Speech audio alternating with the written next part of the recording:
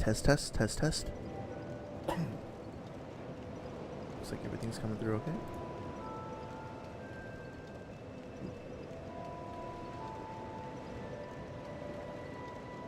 I do really like that,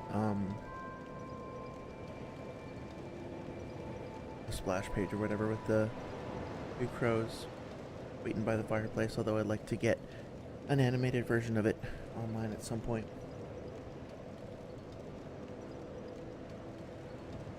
The stream health looks pretty good, so I'm going to get started in just a minute. Just getting set up here.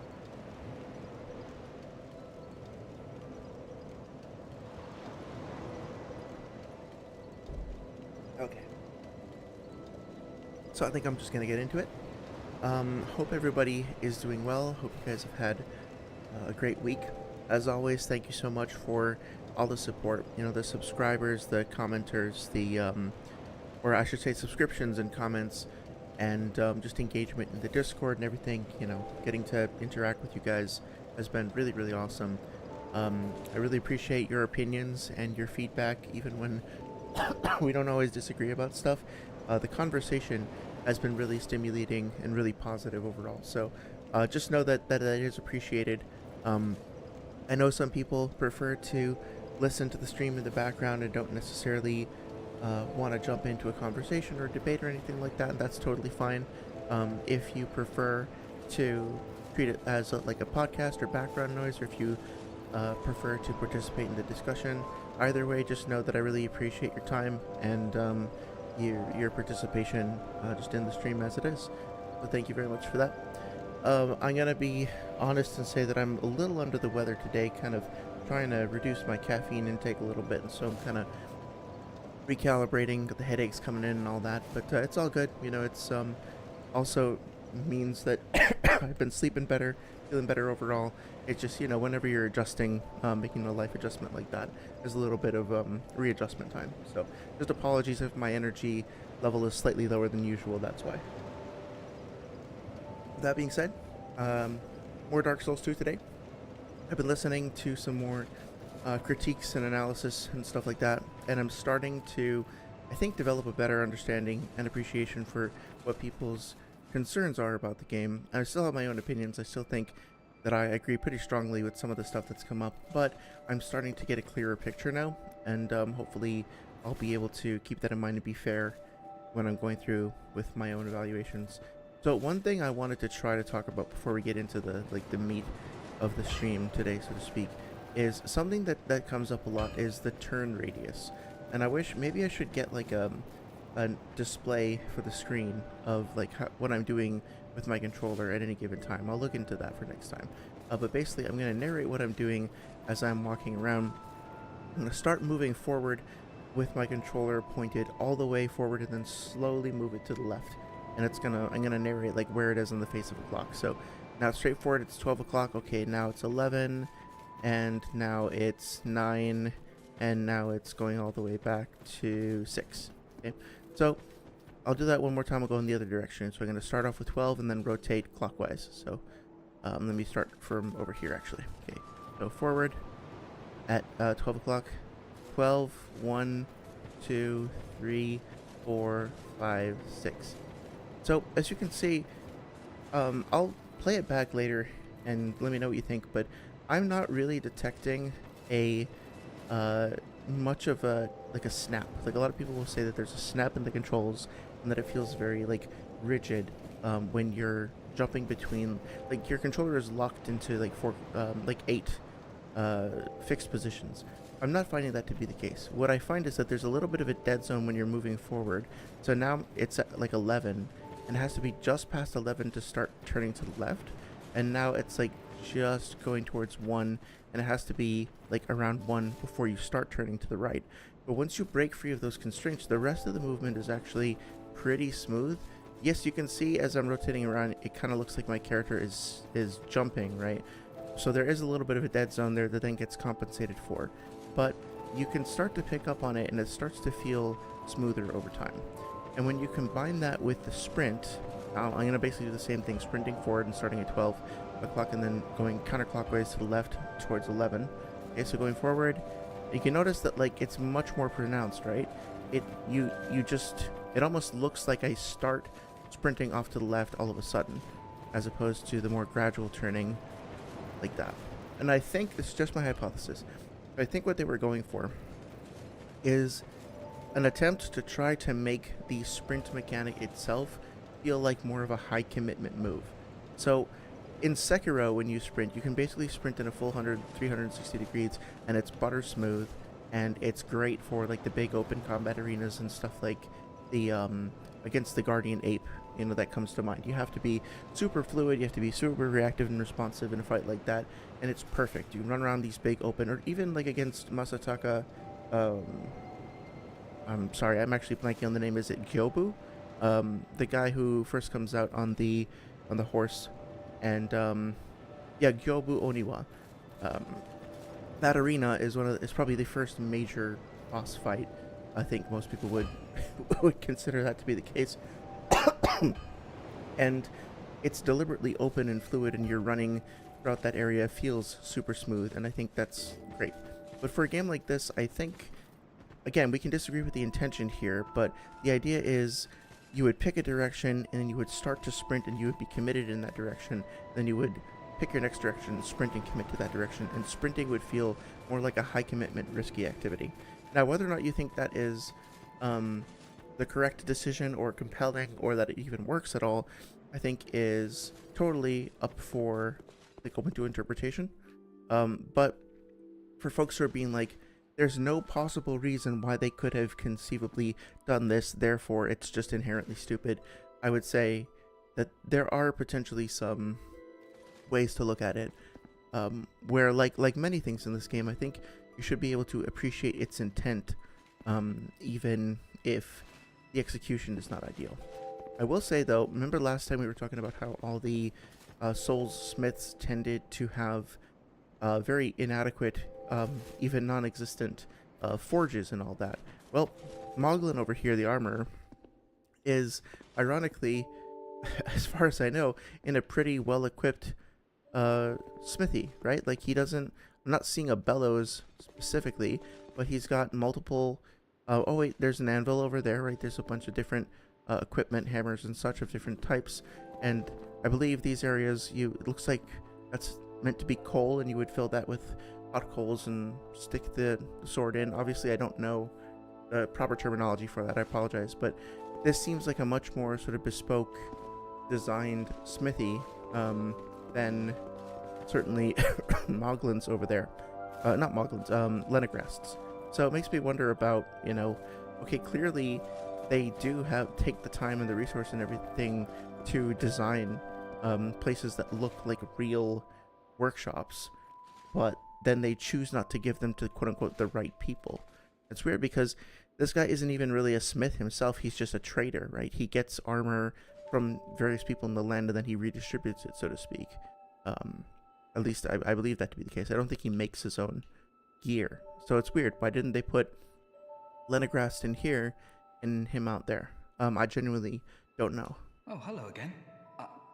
But I do like the way that, not that this was anything that was, you know, exclusive to this particular game, but I do like the fact that as you buy things from people, you know, you're investing souls into them, and then you wind up growing your relationship with them and seeing seeing their lives change as a result of that. I came from the west, from Volga. 1 second. Have you been there? It's a lively place, vibrant with trade. Very competitive, of course. And you have to grease the wheels to get anywhere. I think the VO's too But I didn't have the funding for that, so I left home in hopes of striking gold. It's been years since then, and I've made very little headway. I don't even know why I'm still here. Everything's all run down and dying. It's terrible for business, really. A group calling themselves the Blue Sentinels have gained much power in Volgan. You can't even run a shop without their blessing. They claim to be working for the greater good, but it's absolute hogwash.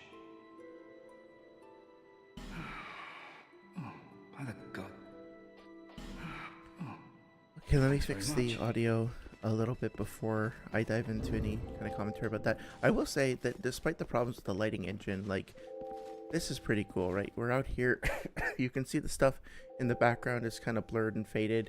And then as you move closer, you can see the light filtering in through the canopy or through the, I'm not sure what you would call that, like the awning over there, through the wood. And then you kind of come out and then there's this flash of light and then your eyes kind of readjust. I mean, that's really cool. I don't remember that being a thing that was done in Dark Souls 1. And even if it was, like, it's still pretty well executed for this game. And I know that the lighting engine and all that didn't really get what what folks were hoping for. It was, I guess you could say, false advertising. That might be a little harsh, but certainly the initial hope for the lighting system was not carried out in the initial release of the game, and they tried to fix that in Scholar. So I'd be interested to go back to Vanilla and see how that compares. But something to keep in mind with the story is that, so Moglin over here has just told us that his home of Volgan, or is that what he called it? Yeah, Volgan, has become kind of overtaken by members of the Blue Sentinels, and it's a very competitive place where a lot of people kind of have to fight to survive. And it seems like our friend over here just has no interest or couldn't hack it as somebody who was in that sort of highly competitive environment to be able to thrive there, and that's part of the reason why it drove him here. And if we think about Lucatil as well, Lucatil also was in a place that was kind of ravaged by war, or at least not ravaged by war, but like a place in Mira that was constantly in conflict with soldiers constantly fighting, and you had to kind of claw your way to the top, and it seems like she succeeded. But we have two very, very different characters with different motivations and theming and all that, but both of them kind of pushed away from hostile competitive places and find themselves here on kind of a common ground in a way.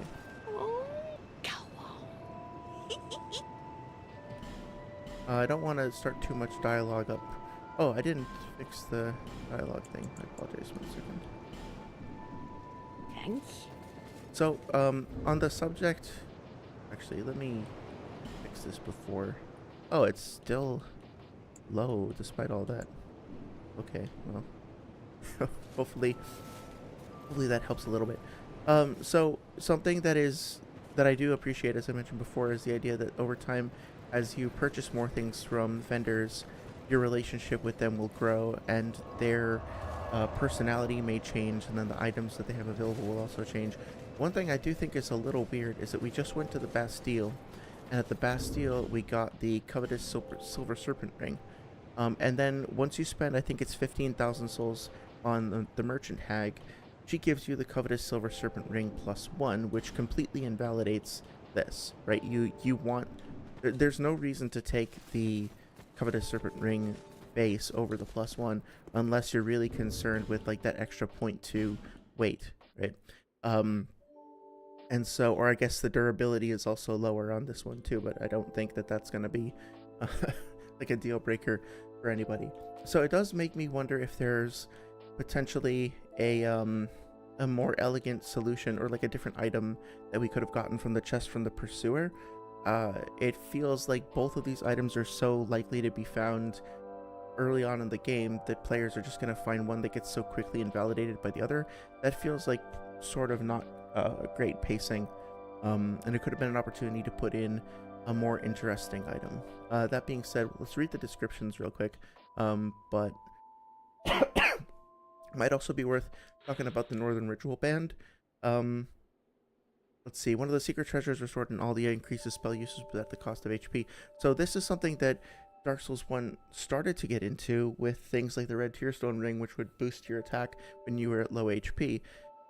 Giving the player multiple like meaningful choices that increase power with certain drawbacks, and allowing them to try to find ways to build around that, and to decide whether or not that's something they want to engage in, I think is really good. I don't recall off the top of my head if there was a lot of stuff like this in Dark Souls 1. I don't think so. So this strikes me as yet another way of Dark Souls 2 kind of introducing more things to the player that will potentially have some significant drawbacks, but also increase the opportunities for player expression. So I think shit like this is really good. It injects like variety and careful decision making into your build. The description says, this modest-looking ring contains very powerful magic. To imagine what unspeakable deeds were performed to create such rings, one need only recall the cruel fate of the residents of Aldea. So this is a couple of interesting things about this. For one, it kind of brings to mind the discussions of Earl Arster in Dark Souls 1 and 3, who was also a figure who created like the Curse Bite and the Blood Bite rings and Poison Bite ring, and also the stones. I forget what they're called. They were originally called like Stone of Solomon, and then they changed it to something else I can't recall. But they're the little items that are consumables that have the skull in them, and basically it lets you reverse curse effect by transferring the curse into the stone. And so it's a nice little echoing of that same idea that there's somebody out there who's messing with like the fundamentals of life and performing like really weird experiments that they probably shouldn't, but then you can potentially benefit from that, and then think about the implications of doing so. As for the rings over here, a silver ring depicting the snake, both the servant and manifestation of the god of greed, Sandro. Greed is traditionally viewed as a vice, but only a fool allows that to ruin a good opportunity. So interestingly, in Dark Souls 2, they introduced a new pantheon of gods, and none of the original gods are mentioned explicitly. The 4 great souls that you can get from the 4 first major bosses are definitely like very clearly implied, like very, very heavily implied to be those of Seath, Gwyn, the Witch of Isolith, and Nito, I think. Yeah, Nito. But they're never referred to by name, and a bunch of the other characters, like Velka, for example, I don't think is referred to by name, although we do have a goddess called Kaitha.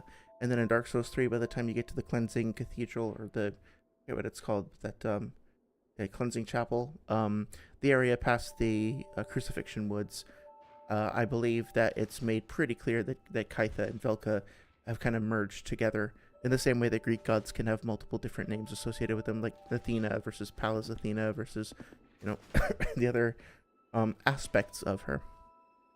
Stuff like that. Jupiter has a few, if I recall correctly.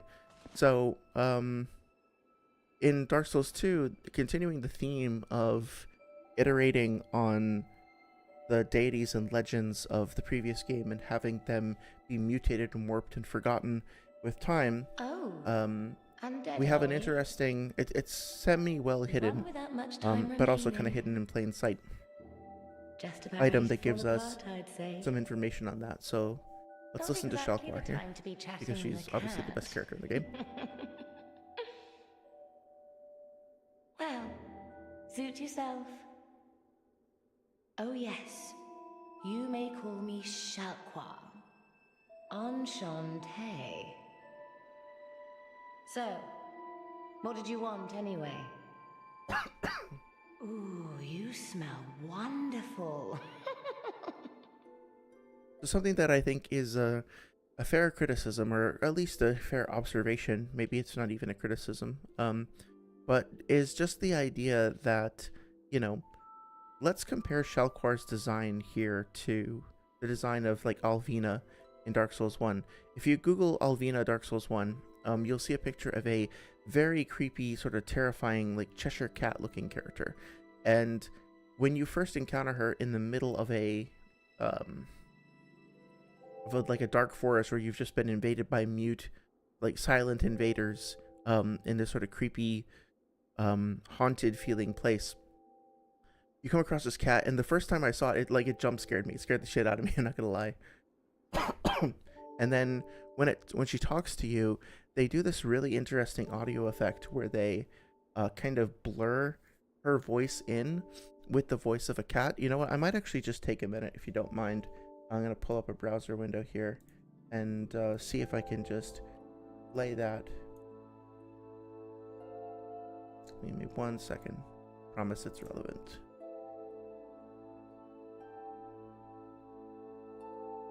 Okay, let's see. I'm gonna play it. I'm gonna hear some cat talking. Is it not so that thou art new? Thou fared well to find Nothing suited But you, cometh I thee not presume? for the grave of Sir Artorius? My advice I'm gonna turn true. down the volume here. Forget this. The legend of Artorius art none but a fabrication. Traversing the dark. 'Tis but a fairy tale. Have thine own respect. Go not yonder knocking for nothing, I say. Wait 1 second. Okay, so I'm gonna bring this up over the game. It's gonna The look result kinda most janky. heathenish and gross. Then there is nothing more to say about this tedious reckoning. Begone from here. I don't know if you can hear that. Let me Pernicious find a better clip. Maybe this one's a little louder. Is it not so that thou art new? A true Subtitles. agreement, not Okay, let's so. listen. But thou must heed the golden rule. The clan is thine own family. To thine kinsmen, we are of the highest, as hollow. I'm not hearing it. Mine eyes first set upon, I cannot inform. Shalt be by our. That's so weird. I could have sworn maybe it needs to be like in the game. Is it not so that thou art yeah, there we go. new? Thou fared well to find me. But cometh thee not for the grave of Sir Artorius? If you listen very carefully there, you can hear the cat vocalizations in the background. I'll do it one more time. Is it not so that thou art new? Thou fared well to find me. But Yeah, it's really cool. And one more. oh, it is thee. Thine kinsmen are betrayed by thee. This doth bode most badly. No rest will ease thy rotten soul whilst there is one clansman living. Forever tormented thou shalt be by...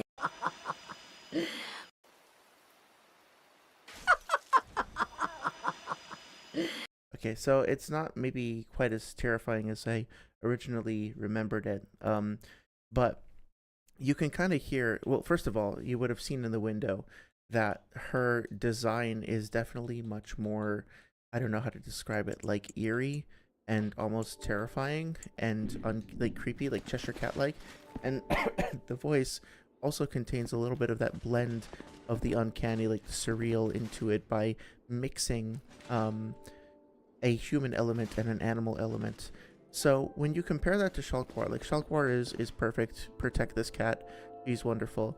And also, if you're doing an aesthetic evaluation of Dark Souls and looking for themes of, you know, things being this sort of warped, darker fantasy, having an entirely normal looking cat might break that a little bit. There was potentially an opportunity here for them to make her a little bit more surreal or hyper real or something to give her a little bit more of that fantasy edge. Now, this is not, the fact that they didn't do that is not a mistake. It's not a design fail or anything like that. But it is worth considering when you're comparing this game to the first as a sequel. The way that two very prominent feline, like talking feline characters, how are they portrayed? Like, what is the difference between them, and why was the decision made to make such a stark departure from the previous rendition? It's not a rhetorical question, right? It's worth analyzing. Oh. Who are you again? No, I'm not serious. You do have a rather pleasant scent. That might be a little too loud with the Type voice I'm now. quite fond of. Okay, so I will fix the VO again, but really the whole purpose of me coming here to look at this with y'all is the name engraved ring. Now, first of all, we're probably going to want to get there's a lot of good stuff here. So this one over here, a special ring that can be engraved with the name of God becomes easier to connect to worlds of players who choose the same god. There are countless vestiges of long-lost gods in the ruins of Drangleic, or perhaps they are the very same gods as ours, only known by different names. So that should be another hint that this game does indeed take place in the same like continuity as Dark Souls 1 for people who were starting to play the game and weren't entirely sure about it. And this one again, Silver ring depicting a leaping feline. Legend has it that when cats grow old, a force brews within them and they're reborn as something new. So again, like rebirth and cycles are being hinted at here, and the idea is like, okay, well maybe this cat was a previous cat in one of her previous lives, or perhaps she could have been something entirely different. This, of course, is also something that occurred in Dark Souls 1. I believe it's in 2 as well.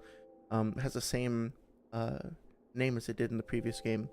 And so this should be added to the list of things that you could potentially use for healing purposes. I will say, I was just playing Dark Souls 1 last weekend, and the fact that you only have 1 or 2 homeward bones towards the beginning of the game definitely kind of reinforces the sensation of needing to be very, very careful about how you plan your navigation. I don't know why homeward bones are this abundant and this cheap in a game where you can warp between bonfires anyway, so your like travel reversal of the world is not as intense to begin with, so it seems a little much. This ring is interesting. I am genuinely curious like what uses this thing has, because apart from like knowing that there are enemies near, which I don't feel like I've ever needed to figure that out through the use of a ring. Maybe, I guess, like if there's an enemy behind a hidden wall that's not making any noise and you have this on, then it can kind of clue you into that. Or maybe this was meant to like teach people how to find invisible walls or something. So it says hear the inner voices of surrounding foes, which is a little, I think, a little bit misleading. Kind of seems to indicate that maybe you'd be able to Satisfied? I'll be around if you ever come back. you'd be able to hear like do like a detect thoughts like in Baldur's Gate or something like that, which is not what happens. Let me adjust the voice again real quick, and then we'll start to go into the forest. Okay, so I think that should be okay for now. That being said, listen to the voice here. I want to rant a little bit about audio in a good way, but like. Oh. Who are you again? Oh my. Haste makes waste. I do one more. Just listen to her voice and how it changes. Oh. Who are you again? No, I'm not serious. You do have a rather pleasant... Oh my. Haste. Okay. So, you might have noticed that her voice sounds a little bit more boomy and echoey inside the hut and a little less so outside, which makes sense. You know, if you're in a space with reflective walls, you're probably going to be hearing the reflections off of those walls as more prominent. It's going to sound a little bit more echoey. It's normal. It's normal reverb stuff. You have a... That is more than most undead can say. But that being said, you know, obviously when you step back out into the main area, you probably don't want that same level of reverberation to be playing. You want it to sound more open and more sparse. And so one of the ways that you can do this in a game engine is something called ray tracing, which is very similar to the ray tracing. It's the same idea as the graphics-based ray tracing that we're doing now, but this is something that has, you know, been in games for a long time and is used for a lot of different applications. Basically, you shoot a line out from something to something else, and in this case, you get the position of the source of the sound, so that would be Shalquar's mouth or whatever, or her character model, and then you try to shoot a line out to your player. And if anything comes in between you and the player, then you can detect that, or between you and Shalquar, between the source and the player, you can safely assume that there is an obstruction between you and that character. And as a result, you can then process the sound differently, because you can be like, oh, there's something in the way, so clearly we should muffle the sound a little bit. You can also build essentially the same things as invisible walls. They're basically just like these big invisible trigger boxes. over interior spaces, and then the game engine will know, okay, if you're standing outside of the box and she's standing inside the box, then she's standing in a room and you're standing in the outside region. And so when you're in the same box, you should play a reverberant sound and apply a reverberant like effect to her voice. And when you step outside, well, now you're in a different room, so you should just use whatever the default reverberation is. So the ray trace thing is used for occlusion, which is the, if I'm remembering correctly, getting my terms right, the sound, like how sound is obstructed by like bending around walls, essentially. And then obstruction, which is just how sound is occluded by something being in the way, like directly in front of it. And those two things combined with reverb are what give space its like acoustic characteristics in games. Now, ideally, what should have happened is when you stepped out of that building, Shalquar's voice should have kept on being reverberant. It should have kept the acoustic characteristics of the interior space, and that should have just spilled out into the exterior environment. So with more modern game engines, we can do that, right? We can easily set the interior volume to the interior like a home, like a basement reverb or something like that, and then we just have that basement reverb sound spill out as you go outside. But oftentimes with older game engines, it is a very expensive process, and so it's not something that like every team can afford. Like technically, they might not be able to afford the middleware, which is like a plugin that allows them to do that. They might just not be able to afford it from a CPU standpoint, right? It's an expensive and what do you call it? Like involved process. So it's not easy to do. It's easier now.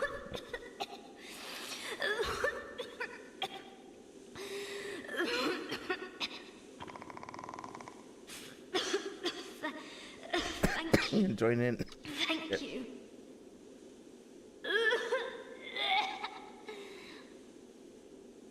I've been petrified. Hard to speak.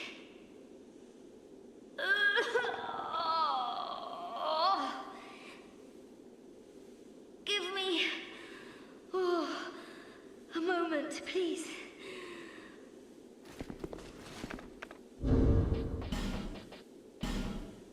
Gonna see. I did buy the binoculars, right? Hope I did. No, I didn't. Damn it. Okay. Can I put the merchant's hat on without going over? Okay, there we go. I'm fine. I think. No. I'm fine. Really, I am. My name is Rosabeth. Thank you so much for rescuing me.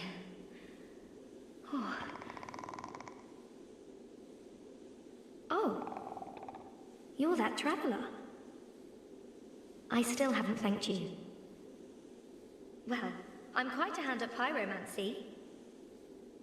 So perhaps you could consider this my thanks.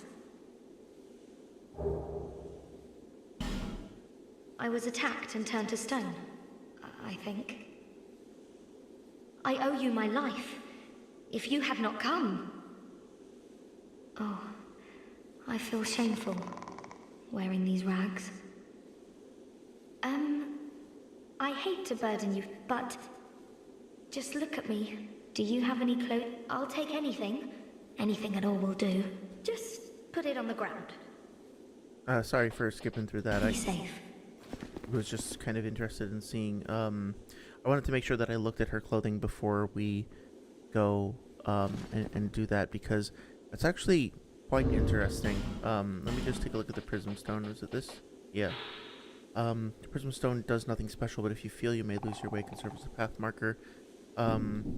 Interesting that she says that she's a pyromancer and then she gives us that particular item.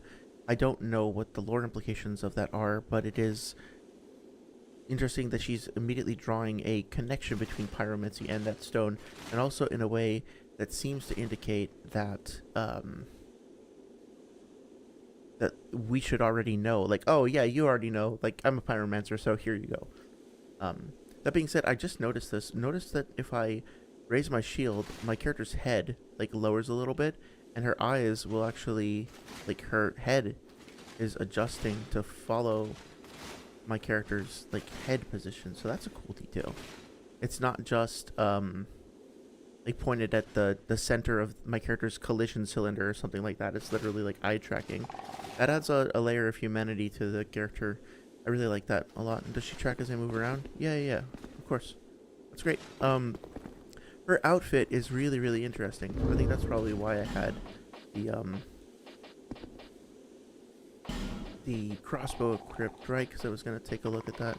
Okay, so let's make sure I don't have any bolts. I don't want to actually accidentally shoot her. Yes, I see. Okay. There we go. Okay. I will say that that is pretty frustrating.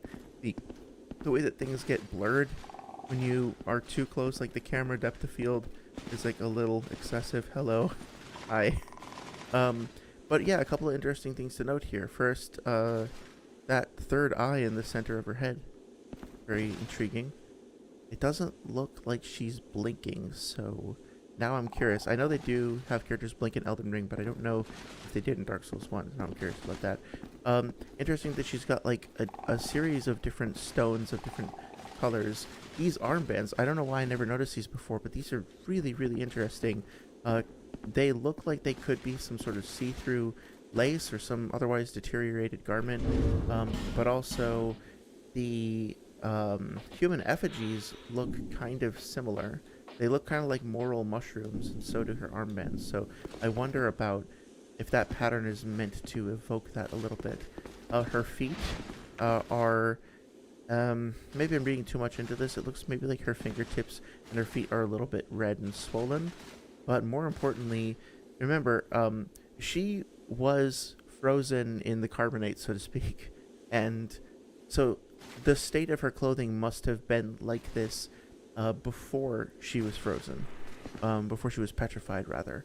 So whatever state she was in previously, or whatever she went through that led to her being in that state, that happened before she was petrified. So there is a bit of intrigue about her character that I don't know, I find pretty interesting. That being said, let's give her Just put it... something. Let's see if you have anything worth buying right now. Rings. Okay. Resistance. So yeah, it is good that we're getting access to some items that help us mitigate damage early on. Flash sweat, which is good. Combustion, fireball. I'll take fireball. I'll take combustion as well, why not? Be now, safe. do I actually have a pyromancy flame? I thought I picked one up earlier. Yeah, okay. So we should be able to start using pyromancies pretty soon. I might have to up my attunement first. Just put it... Yeah. I'm probably going to make some of you upset. Apologies. I'm just going to give her something very basic. Let's see. Yep, I'm just going to give her the hollow infantry set. Do I have hollow infantry boots? Oh, that's what I'm wearing now. That's fine. I'll just give her these. Yep. Oh, I got an achievement for that. Yeah, that is an interesting mechanic. I don't know that there's any other character out in the other games that we can equip like this. I think it could have been more interesting maybe if we had the opportunity to swap out articles of clothing later. I don't think we have that ability, because then we could also use her to kind of like display some of our favorite armor or whatever. Like well, I don't know, maybe that would be a little dehumanizing, like just treating her as a mannequin. I'm not sure. I feel a little ambiguous about that. I have my very own teacher. His name is Carillion of the Fold, a famed sorcerer in Melfia, our hometown. Melfia, okay. I was fascinated by sorcery. And so, well, he's so unique, you see. When he set out for Drangleic, I couldn't let him go alone. But we were separated. Quite early on, I'm afraid. I'm rather unskilled. My lord probably ditched me. But, oddly, I'm a fast learner when it comes to pyromancy. What we're fascinated by, and we're skilled at, are not always the same thing. Why can't I just focus on what I truly enjoy? Oh dear, I shouldn't be so choosy. It's hardly my place. I have my very own... His name... I was fascinated. Wait. Oh, sorry. So interesting about this character.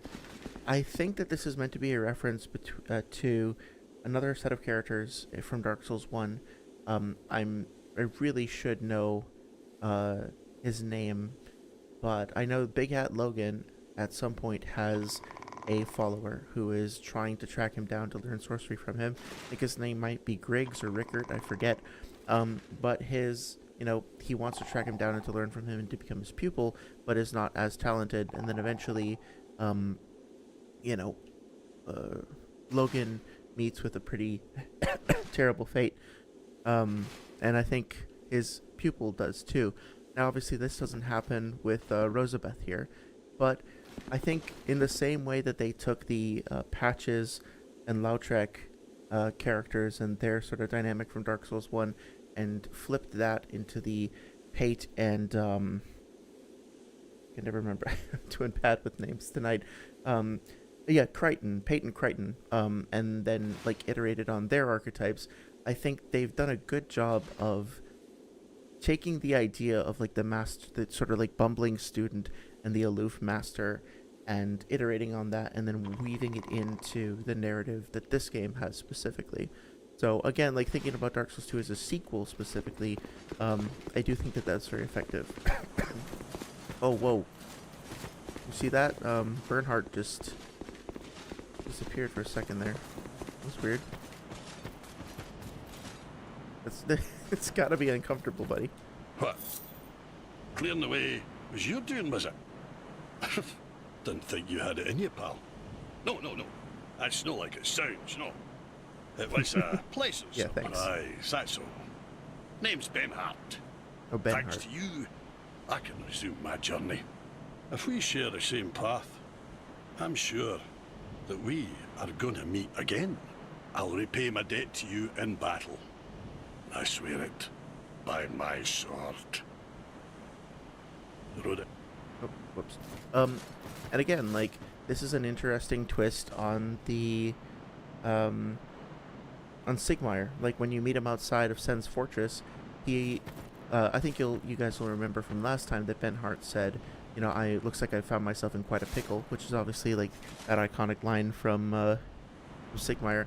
Now, personally, I find Sigmire to be more charismatic and memorable. His armor is just more, it's classic Dark Souls. It has that mixture of, like, comedy and tragedy and uniqueness to it. I don't feel quite the same about Benhart over here. I do find the fact that that there's something kind of, like, tragically poignant about the way that Sigmire just, like, constantly fails and has to come to terms with the fact that you're actually the hero. Like, he thinks he's the main character, and then he meets you, and he's like, oh, shit, now what do I do? And then when his daughter Sieglind comes in to try to find him, that's also a compelling aspect of the story. I don't find Benhart's overall narrative arc to be as satisfying. But I think that if you're at all familiar with the Moonlight Sword throughout the Soul series, you should immediately be intrigued by why this guy with this weapon is moping. Like, he has one of the coolest legendary items in the series, and he's out here being completely pathetic, and that in and of itself is interesting. Just notice that there seemed to be like a horse or a bull on the top of his head, which is really cool. Nice little detail there. But also, there is something that feels a little cartoonish and a little almost like a bit of a mockery in this sword. And you come to find out, like, if you are impulsive and you're like, I just want that sword, I don't care, and you kill him, you'll find out that it's a fake. And so there's a lot of interesting stuff going on right here. And the fact that it's sort of, again, like, woven in a kind of twisted, warped way to something we recognize from Dark Souls 1 just makes it all the more interesting for me. It doesn't feel derivative. It doesn't feel like it's just riffing on an old idea. It really does feel like they're trying to twist it and change it over time. Now this, on the other hand... I think this is a...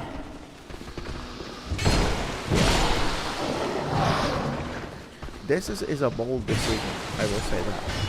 Because not only is it easy to get overwhelmed, especially if you don't know what's coming, but these guys, I believe, poison you with their attacks. And then we have another type of enemy, which some players, you know, may not have encountered before, which can petrify you. And it's all placed in the vicinity of this character who is quite valuable to you. And, just basically, like, the chance for her to get damaged in that encounter, or possibly even killed, is pretty high. And so I think I get what they were going for. They were trying to create this sense of panic and basically have you learn to respond to ambushes. And I'm hearing, what's that hissing noise? Weird. It's concerning. Oh, nice.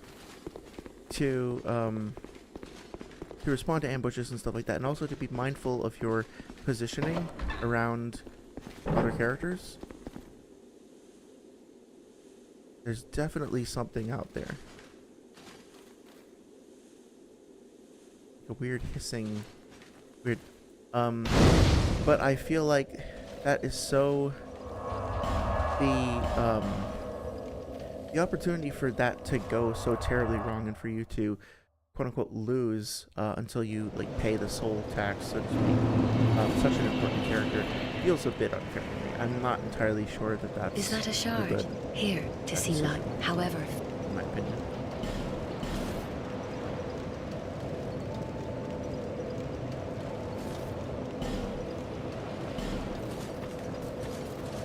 I think, is she here already? Also, I think if she's one of those NPCs that... Oh, no, okay, so I think I have to go back and get Carillion to come here before she will show up, which is weird. It is kind of narratively weird for her to just stand at the same point that she was petrified and then just, like, hang out with all the ghouls and goblins there until we come help her. Like, that does feel kind of weird, honestly. So if I remember correctly, yeah, you can use any of those spells basically for free. But the Pyromancy Glove or Flame does scale... Oh yeah, so this is something that's not super clearly... Oh no, it does. Okay, okay. So yeah, introduced in Dark Souls 2 is the idea that you can use Pyromancy without very strict stat requirements. It's basically accessible to anybody who wants to try it out.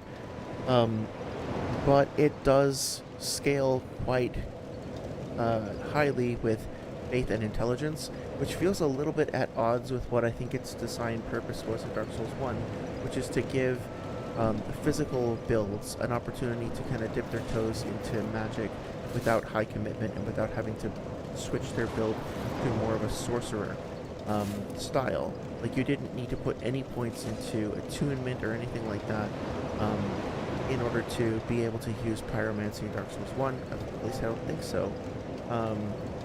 But you just have to kind of collect the spells, right? I have to go back and see. I haven't played a sorcerer in Dark Souls 1 in a long time. But anyway, the stat requirements also, you know, weren't high, and so it was basically meant to be this highly accessible thing. And so now it feels like, yes, you can still do that, but there's also this additional layer attached to it of, and also if you use these spells as a spellcaster, you'll be getting the real value out of it. That to me feels a little bit off. I really liked the idea that it was a magic for non-magic users type thing, and now it feels like just another flavor of magic to a certain extent. Looks like there's a bit of a visual glitch there. I don't know what's going on there. That's weird. Looks like part of a character mesh is just getting stretched. Maybe it's this guy. Seems like a similar color palette.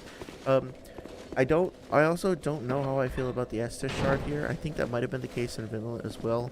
It just kind of seems like thrown out there. Like there's nothing special about it. It's just, well, or I guess maybe we shouldn't look at it the other way and say, because this area has an Estus shard in it, then there must be something special about it, and think of it that way. But I don't know, it just feels kind of random. The bonfire here also feels completely unnecessary, since we're going to find one pretty soon, and we're really close to Firelink. I guess they just didn't want to put one, no, not Firelink, to Majula. I guess they just wanted one to be on the other side of the wall, so that we wouldn't have to use the lever every single time if we died or whatever. That makes sense. But it does feel like a little inelegant. So far I'm not, like, totally loving the way this is set up. Although I think I just figured out what the hissing was coming from. Okay, so that hissing noise was actually a low radius sound effect, and a quiet sound effect that was applied to the poison hand of those creatures. These guys. If you listen very closely. Okay.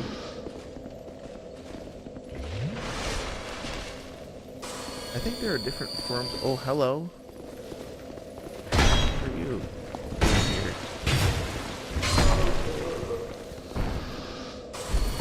If I remember correctly, there are different forms of poison which can act at different intensities. Why did I say it like that? Intensities. And I feel like maybe it's too much. Like I don't know. So I was just playing Dark Souls 1 recently, and when I kept getting poisoned by those fucking rats that are under the Crimson, was it Crimson Hellkite or whatever that the Drake is, whatever its proper name is, and basically just finding myself poisoned by those, and then every time I would get poisoned, which would happen in one hit, by the way, which was great, I would also need to go back to the bonfire because the amount of damage that would be dealt over time by that poison effect would be so much that would just like chew through all of my available Estus at the time. And given how early that was in the game, and how little I felt I could do to mitigate it, that felt really cheap and really unfair. Granted, I was able to get around it, and the experience of getting around the cheap and unfair bullshit was kind of thrilling. I wound up like baiting out the rats and like going around that very little, the very small ledge that you can very easily fall off of. And I wound up feeling like I was clever and I outsmarted things, and I was like really, really tense for a second until I got up on the ladder. So that was all great. So things can be total and utter bullshit. But as long as that bullshit is woven into a larger kind of narrative that you're constructing as a player of you overcoming that bullshit, then it can actually be a good thing, right? It has to be, the player has to have the opportunity for that experience.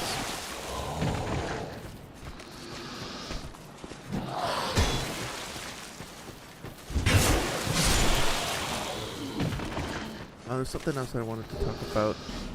Nice slugstone. And going back here. Oh, yeah. So, the poison by comparison over here is much... It doesn't really feel like poison in the Dark Souls 1 sense, right? Like, Dark Souls 1 poison feels like this very slow, gradual death by 1,000 cuts, like, doom that you have to contend with. That is really cool. That's... almost looks like a giant looming up out of the fog. That's awesome. That you have to contend with eventually, and like it's not going to kill you right now, but if you don't deal with it, this is going to end your life. And I don't know, the rapid poison here feels much more like just a short DOT spell, like a damage over time spell that was cast on you.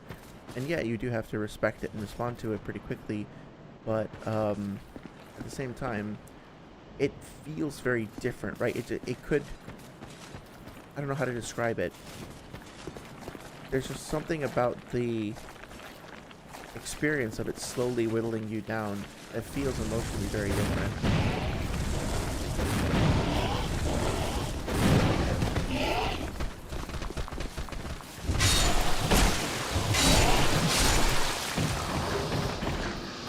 So there's another thing too. With that animation, I'll have to play it back to be sure. I feel like this AI should have participated. Like, there's... One second, I'm just kind of gathering my thoughts. So, with the fireball casts, it was really cool to see that they did a little bit of AoE damage. So they have, pretty good utility. 3 of them were able to help me kind of clear the area and draw aggro pretty effectively. So I feel like that was a satisfying thing overall. I will say the animation. Let's look at it again real close. That animation, I know, like, it's tied to adaptability and it speeds up if you have more adaptability or attunement or whatever, but there is something in Dark Souls 1, the animation had your character like pulling his hand back and like holding it off to the side, or their hand back and holding it off to the side, and then kind of building up tension and then throwing it forward, whereas this guy, it kind of looks like it just stops there, right? Like it just stops animating for several frames and is totally still, and it feels kind of unsatisfying. It feels like it's getting stuck as opposed to charging up and building up power. I don't really know how else to describe it. It's just, it feels like a little bit off in some way. Actually had a video I was working on about who I thought this statue was. I didn't have it quite figured out, but interesting to just take a look at where the statue's placed, all of the flowers on her feet, a bouquet, or another like large like sunflower, something like that she's holding, and then even more.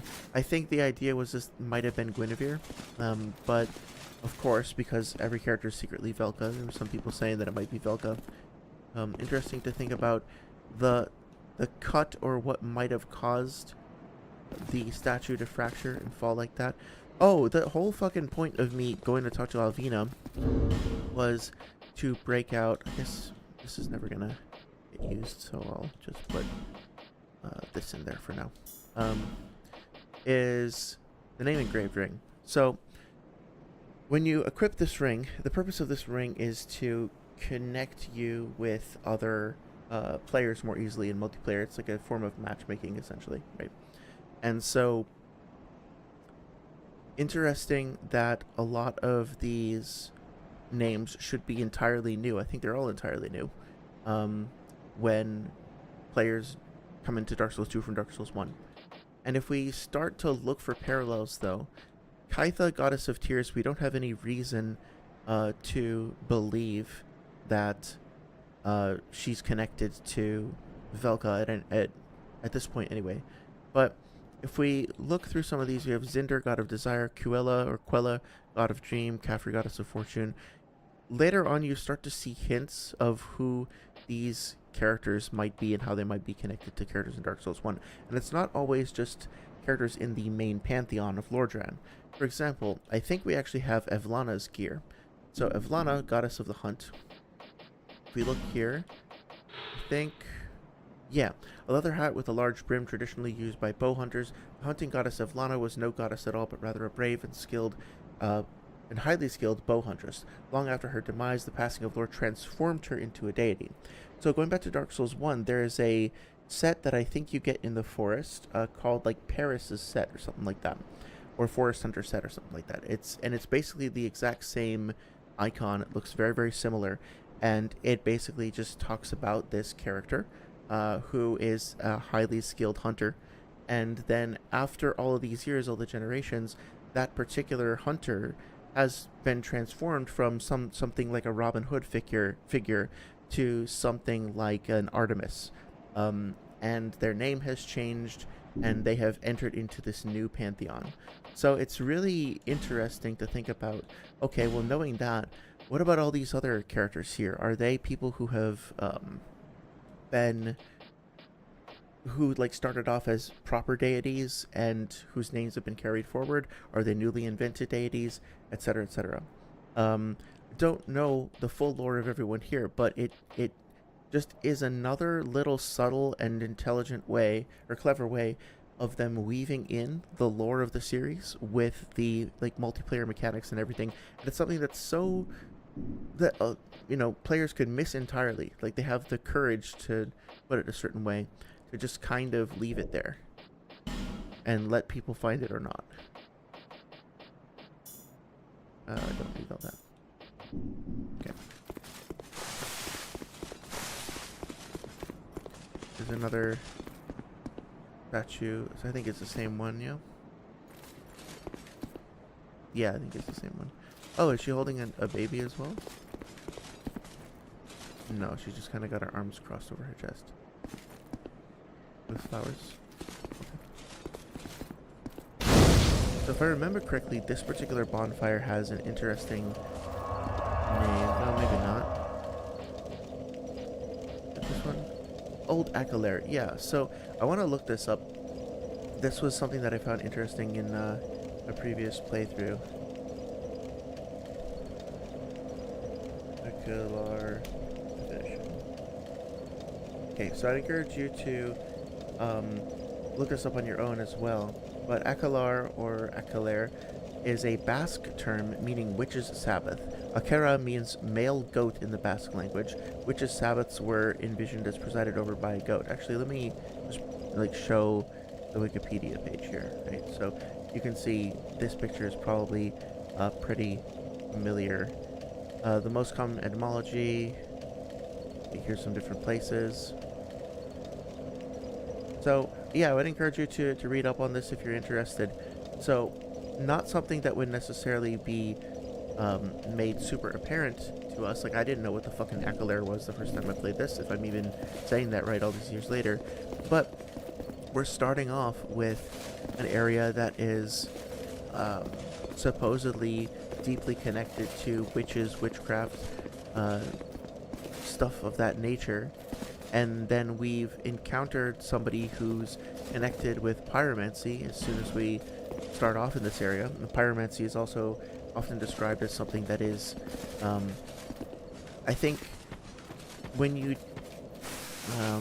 translate some of the terms, and I'll talk about this in a second, when you translate some of the terms for pyromancy using Dark Souls 1, hex winds up being a more accurate translation, funny enough, because the word used in Japanese script more refers to something that feels like a natural sort of witchcraft that's like from the land, like from nature. Like it has that sort of like it's shamanistic or something like that, as opposed to just, I don't know, being a fire spell caster. It doesn't really quite carry the same weight. Now, I know everybody clowns on those running animations and falconers there. I can't really like find a way to try and say that they're good. I don't think that they are. I don't think that they're intentional. That one worked just fine. What the hell? Hang on. What happens if we run away from this guy? He just shoots us. That's interesting. Dual shot there was pretty cool. Hello. Huh. What the hell? So that's so weird. I think that's something that a lot of people will point to kind of make fun of, or not even make fun of, I don't want to be reductive, but try to identify problems with Dark Souls 2. That's a lot of stuff to get in one drop. From a technical level, part of what they will do is they will point to stuff like that and say, like, see how this game is broken. The weird thing to me about that, though, is that they do have functional running animations. So, what was it about... You know, it's not that just like somebody made one shitty running animation and then uploaded it as a joke or whatever, and then that's what we've got. There's clearly some functional stuff in there, so that makes me wonder what exactly happened. And in my experience, which is limited, it's just my experience, right? But in my experience, sometimes there are major issues with the I wouldn't say major issues. There are just issues with the code. There are issues with the environment. Things that are broad sweeping in nature. And then you try to add something despite those issues. And unfortunately, you wind up with a conflict like that.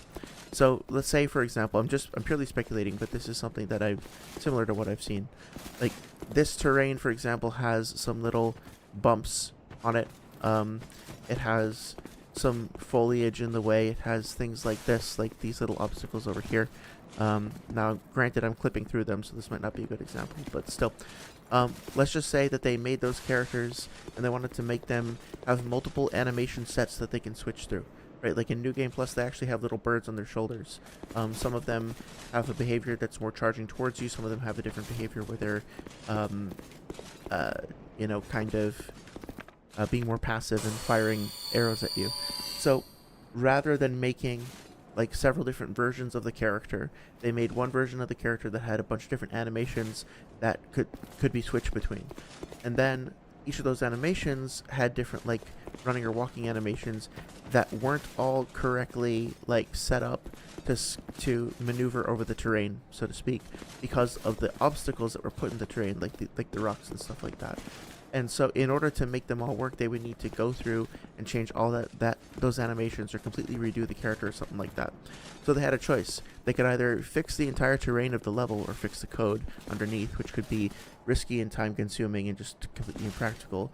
They could scrap all the animations or scrap the character, or they could put it in some kind of like janky state and hope to get a chance to fix it later with a patch. And honestly, I don't know what the right choice is, because if you just shove something in and it's broken and it sucks, then that, on some situations, can just ruin players' immersion, and then they won't come back and give it another try. But if you put in all that work and it's still a cool feature and you want to try to show it off, then it's a huge loss if you don't at least give that a shot too. So I don't know, it's really, really tough. And if you're a game developer, whether you're like in QA and you're deciding which bugs to file, or you're a producer and you're deciding like who gets to spend their time and money on what, anybody in the process is going to have to make those decisions all of the fucking time. And I think part of being a good, or at least a seasoned, experienced developer or whatever, is figuring out like how to choose your battles and, you know, which ones you're willing to like die on the hill for, so to speak. So Shrine of Winter, obviously we can't access it just yet.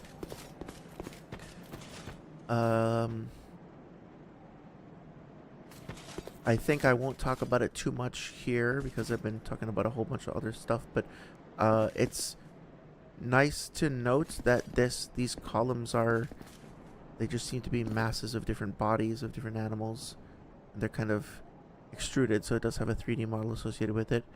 It's really hard to tell, but if you look to the right side of the screen, you can kind of see what looks like a fish head, like two fish heads kind of pointing towards one another. I think they're the same, they're intended to be the same creature as the ones that are the guardians to the door to the boss fight, to the Asylum Demon boss fight in Dark Souls 1. I think they're using that same imagery deliberately here. I'll see if I can pull up a screenshot later of what I mean. But I also love the fact that the three things that are etched on the door over there, which I believe were there from vanilla. I don't think they were added in just for Scholar, but I could be mistaken. Each of them refers, like, kind of hints vaguely to what each of the DLCs are going to be. I like the sun there in the middle. That's very nice. I like the panel in the center, which seems to kind of visually evoke like the Zodiac as well. So this whole thing, it's interesting. It's a very, very simple, almost like insignificant looking building from the outside, but the closer you get to it, the more intricacy and detail and intrigue I think it helps build up. So now comes the time to address perhaps some of the statements about how this is like the worst area in the game because it irrevocably breaks people's immersion. And like, look, this is a tough one for me because for some reason it doesn't bother me, but I feel like it really should. And I think the placement, I don't think that item was there in vanilla. If it was, then okay, it changes my mind a little bit. But if it wasn't and they added this in, then it kind of makes me lean more towards this perspective. Basically, the idea is that you have to go and go into all these horrible areas, like down into the gutter and fight toxic rats and all that shit. fight the Rotten, in order to collect all these souls, go into Tseldora, and then you come here and you give your souls to this little shrine. That tree is also unfortunate over there. Yeah. You present your souls to the shrine to be able to be granted access to go through it, and then you walk around. Obviously we can't do it now, but you walk through, you get to the other side, and then you find out that you've just ran to the other side of this rubble. Now personally, I found that to be a kind of bitterly cruel, not cruel, but like a bitter joke, like gallows humor style joke, right? Like, the idea is, oh, the Shrine of Winter, it's this mighty, wonderful thing. It's this very important piece of Drangleic history, and only the worthy may pass through. And then you realize it's all kind of a sham, because there's just a little bit of rubble on the other side of it, and you could have walked through the entire time. To me, that's really, really fucking funny. And it's a great, like, narrative, mechanical subversion of that whole trope, if that makes sense. That being said, it does, in order to work or to exist at all, it also needs to be, like, it's contingent on your character not being able to jump over a pile of rubble. And it does, like, kind of suggest that your character's really, really stupid. Because if your character does, oh, hello. If your character does manage to figure out what that is, and still wants to go through and get there, then the idea that they would rather go fight the Rotten than, like, try to jump is kind of ridiculous.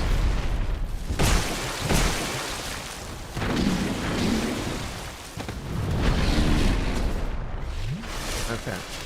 I'm gonna focus on this fight for a second.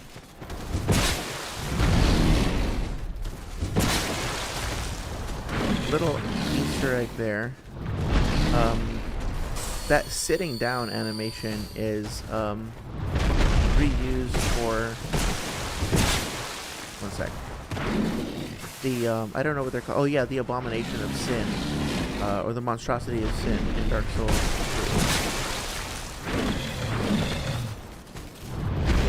So I don't know if this is accurate at all, but I had kind of speculated that maybe these characters, these ogres, kind of become Monstrosities of Sin later because of that potential connection there. Away. Oh, that's not very nice.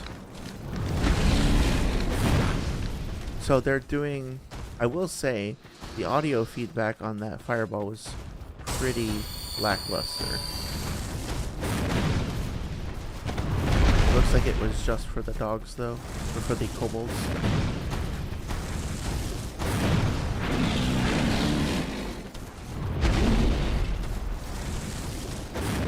Okay, I'm gonna still be a little bit focused. I'm gonna try to take this guy out.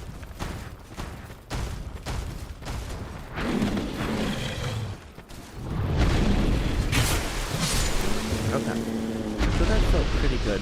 I still feel like... What the... He dropped affinity? Are you... Okay, wait a minute.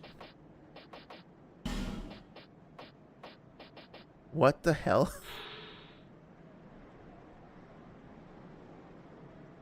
What the fuck?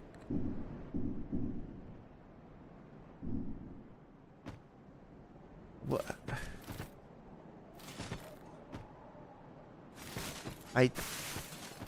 Okay. That is really interesting. Okay, not necessarily in a bad way. Let me think about that for a second. Red Tearso ring, a white birch.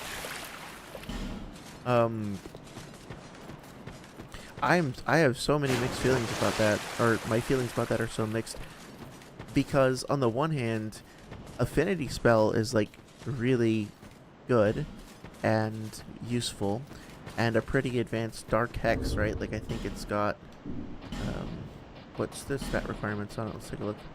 Yeah, fucking 40 intelligence and 24 faith, so it's no joke. It's not an early game sort of thing. And we just got it from a kobold. And on the one hand, the implications of the lore there are really interesting. On the other hand, mechanically, I do wonder about that.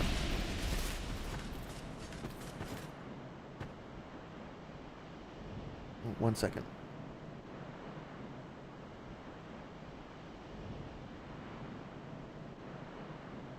Sorry. I do wonder about that. Like, what are we supposed to glean from that? Because if any enemy could potentially drop something that's that rare and that valuable, then that it seems to be telling us that we need to make sure to go out of our way to engage with any enemy, no matter how furtive, no matter how small, because we never know like how significant the rewards could be. That could be a very powerful thing. Like, once you've taught the player that, then it does seem to me to be a powerful motivating force for them to be very thorough in the way that they engage with the game's like enemies, right? But these guys respawn, and I bet the ogre does too. Yeah. It's weird. I'm gonna have to think about that one. That it doesn't feel like a mistake, but it feels really fucking weird. Now we're gonna move on into the shaded woods. This level, I think, is really cool for a few reasons. The first of which is just that effect of, I don't know if you noticed that, but the way that the camera is brought in, shifting your perspective. Oh shit, I forgot about that. Okay, let's take care of this guy first.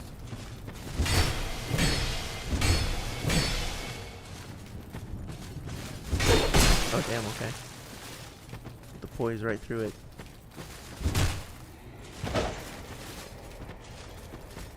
I think it's good that the game is damn, okay.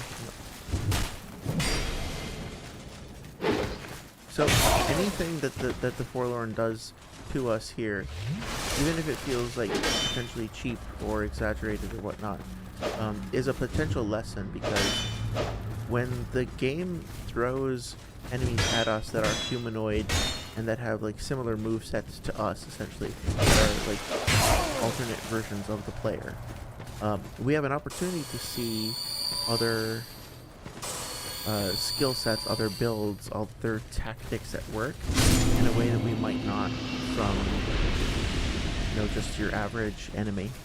And if we're not getting invaded, if we're not engaging in the multiplayer aspect of things, then that as well can potentially be a very powerful teaching tool, and also a very powerful way of getting players outside their comfort zone with regards to their build and their tactics and all that.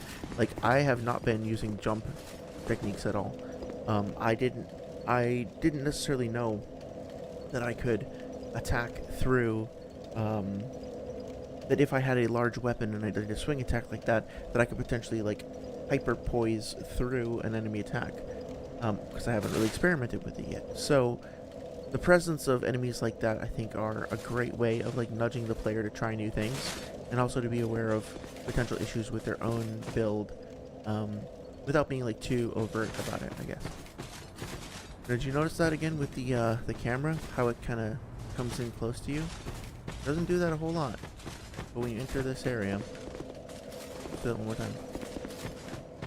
Go nice and slow, brings it in, and zoom. And that does such a magnificent job of really bringing you into this area and making it feel like surreal and uncanny valley-esque and all that stuff. No other place in the game that I'm aware of, certainly none that we've seen so far, has that same effect. You can hear the enemies doing something somewhere. using audio cues to find these located enemies.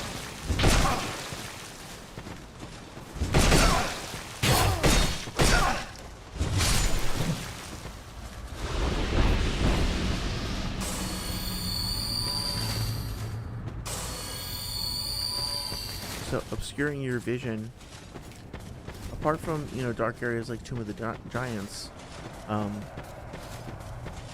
Dark Souls 1 didn't necessarily have, not in a second, or even without comparing this to Dark Souls 1, because, like, let's not, you don't have to keep going back and forth all day. Isn't this like a cool setup for a level?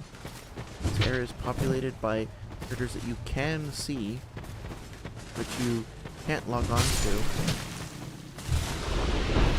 They have pretty obvious, like, they're given heavy metal clanking sounds, or at least prominent sounds from their bows. You know, you're kind of pushed to the sidelines in order to take cover. Once you realize that they can attack you from behind, you know, you can stay to the wall to kind of guard your flank. Trees provide you with a little bit of cover. The game actively seems to want you to not lock on. So I've heard some commentary from folks saying that, like, this game is intended to be played with lock on all the time. And so when things don't, like, add up or whatever, basically you're never supposed to take lock on off, but if you leave it on, you're at a disadvantage and things don't go your way. And so, because the game is a lock-on game, the fact that you have to turn lock-on off at times means that the game has failed. And I think that the existence of this area at all is just proof of how silly that is. Because to stumble upon an area or participate in an area where the enemies physically cannot be locked onto, like, there is no way that I know of to do that. Oh, I think actually if you get the Eye of the Oracle from the DLC from the Crown of the Frozen King, or the Ivory King, then I think you might be able to do it. But that's obviously not going to be the case for most players, especially not on the first playthrough.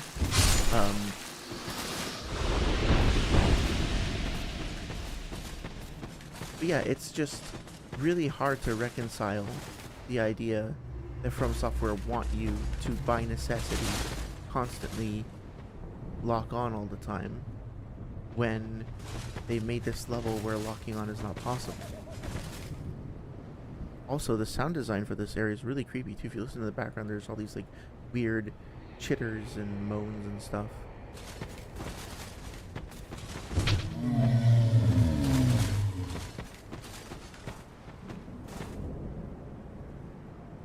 Red glow too. These as well. Very interesting. I don't know the lore behind these, and I wish I did, because they're always, like, so creepy and evocative.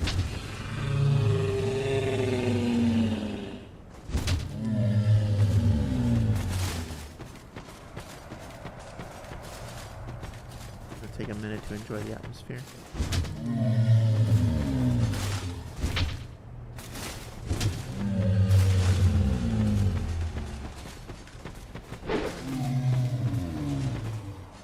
This also feels reminiscent of the forest in Dark Souls 1, the Forest Hunter Covenant and all that. Yes, very good. Make sure to go see Bengarl before we proceed. Yeah, so it takes a similar idea from Dark Souls 1 of having an area that is kind of, you know, obscured, and a forest that is enchanted, or feels haunted, or something like that. But then it turns that idea on its head and really limits your visibility, challenges you against these enemies that have you at a disadvantage, challenges you to come up with, that actually, it kind of got me a little bit, jump scare. Yeah.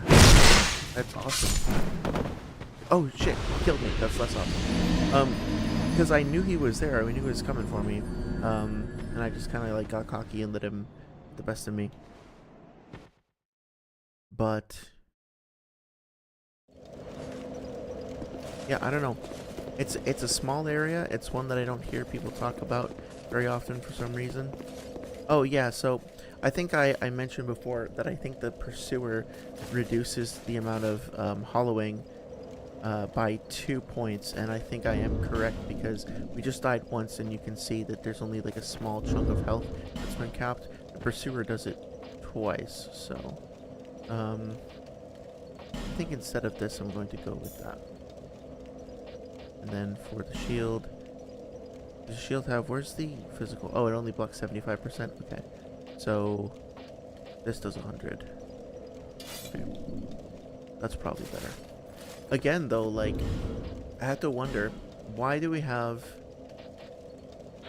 this ability that has stamina recovery, and then already, granted I had to use a Pharaoh's Lockstone and I kind of already knew what I was doing, but this, we have 3 stamina recovery increase items already within the first like few hours of the game. Really, it feels like their item economy is a little bit unbalanced, tiny bit.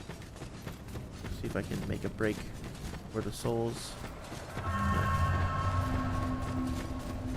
This feels kind of thrilling too in its own way, right? Like just the tension of having to sprint through the fog, not knowing if you're gonna make it, knowing that you're being pursued, knowing that you can be killed, but also like maybe you can outsmart the enemy or outpace them anyway. I feel like that's pretty cool.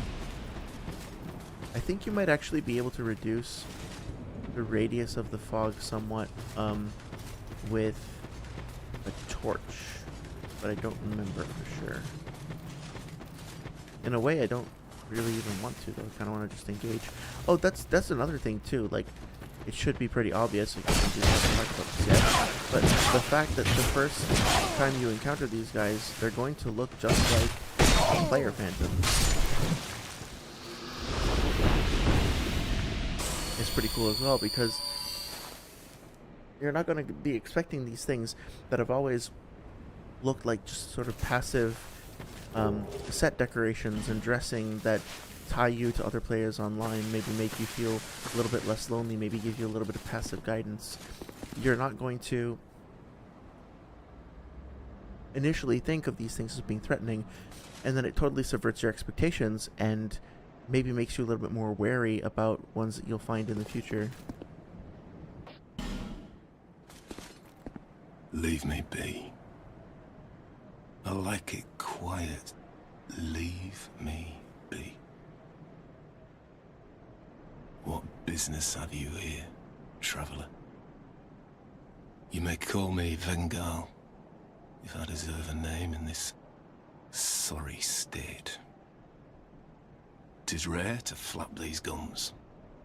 This is pleasant. Long ago, I was hired to defend the kingdom. I remember a long, brutal fight, and then somebody killed me. Or so I thought. I came to and found myself like this. I don't know what explains it, but it's not so bad, really. Now I watch the days go by and gaze at the night sky, thinking of the finer things, far removed from war. I'd grown weary of battle, but did not realize it until now. I know not what brings you on this journey, nor will I deign to ask. You may bear a great burden, don't we all? I prefer to stay my distance. But I want to warn you of something. My body. I see visions. My body, headless, raging without me.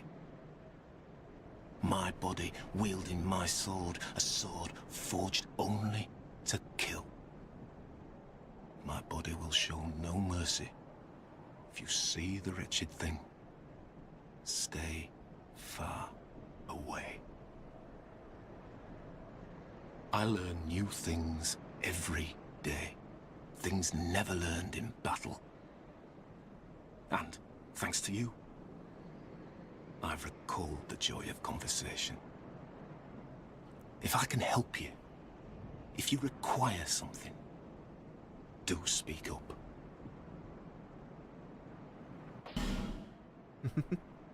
That's perfect. Great sword. I think we already have one. Destructive great arrow, nice. This is all great stuff. I cannot lie. Sometimes I wonder what's become of the kingdom. I was a hired hand, yes, but we soldiers stared death in the eye together. And for His Highness, I am afraid. But perhaps it's for the best. We knew not what we fought for. Farewell. So a couple of interesting things. One, this is just really funny. In a very Dark Souls style sense of humor of just having a friendly, pleasant chat with a severed head. I do think that this is meant to be some kind of a reference to Dark Souls 1 that I'm not entirely sure how to parse. But after you run past the Hellkite Drake and on the bridge after fighting the Taurus demon in Dark Souls 1, before you head into that second part of the Undead Parish with the armored boar and all that, you see a statue of a lady, and the lady is holding a baby. The baby has a sword in its hands. I think the exact same statue appears in Firelink, just past the, basically like behind where Frampt shows up, like past that little pool of water by the treasure chest that's already open when you get there. So it occurs to me that we have another image of a lady who's like cradling something in her arms. It's the head of a warrior, and there's discarded weapons, like, and skulls and stuff kind of strewn around. So I can't pretend that I know the exact implications of this, but it definitely feels like the idea here is that this is supposed to be another iteration on that same like theme from Dark Souls 1. I'm just gonna check one thing. I'll be right back. Okay. So, with that being said, something I didn't notice before is that Vengarl just told us about how he feels like he started to realize that he was tired of battle only once he was in this state. And this state involves him separating, like literally, but also apparently like philosophically, from his body. He exists in two states simultaneously right now. One is the part of him that just sort of mindlessly wants to kill and destroy, and the other is his mind, which wants to kind of remove himself from that and embrace a different mode of being. It's kind of funny that of the two characters that we've talked to so far that have, well, I guess Strayed counts too, so maybe it's not everybody, but looking at him and at Rosabeth doesn't seem to be hollowing at all, and doesn't seem to have struggled whatsoever to retain her memory. She seems perfectly content to just follow her master around, and so far we have no reason to believe, anyway, that she is losing her mind. And then as for this character, Vengarl, also seems to be perfectly content, even though he is dead, in a sense, and unable to move, and separated from his body, a state that I don't think many of us would prefer to be in. He seems totally content and is not, like, he has vivid memories about the kingdom in his previous days and all that. He doesn't seem to be concerned with leaving or wanting to return to his body. Interesting little detail. When you can summon him later as a for assistance in a fight, and if you do so, the thing that you summon is not called Vengarl, it's called Head of Vengarl. So you're not summoning just his body, or even like his real self, the way that he was when he was alive. You're summoning the conscious, reasonable part of him, and that's what comes to help you. Even though his body is also summoned along with it, it's apparently more of a convenience, like, which makes me wonder if they actually at some point would have wanted to just have him literally just be like a floating head that showed up on the battlefield. That's a little gratuitous. Anyway. It's definitely good to have ranged options. Jumping off, okay. Oh yeah, these curse parts.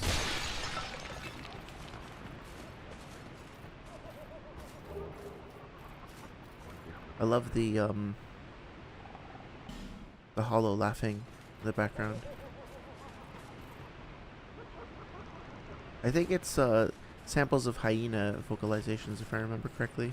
And I might be mistaken there. But this is something else that I have heard people talk about. 1 second. Yeah, okay.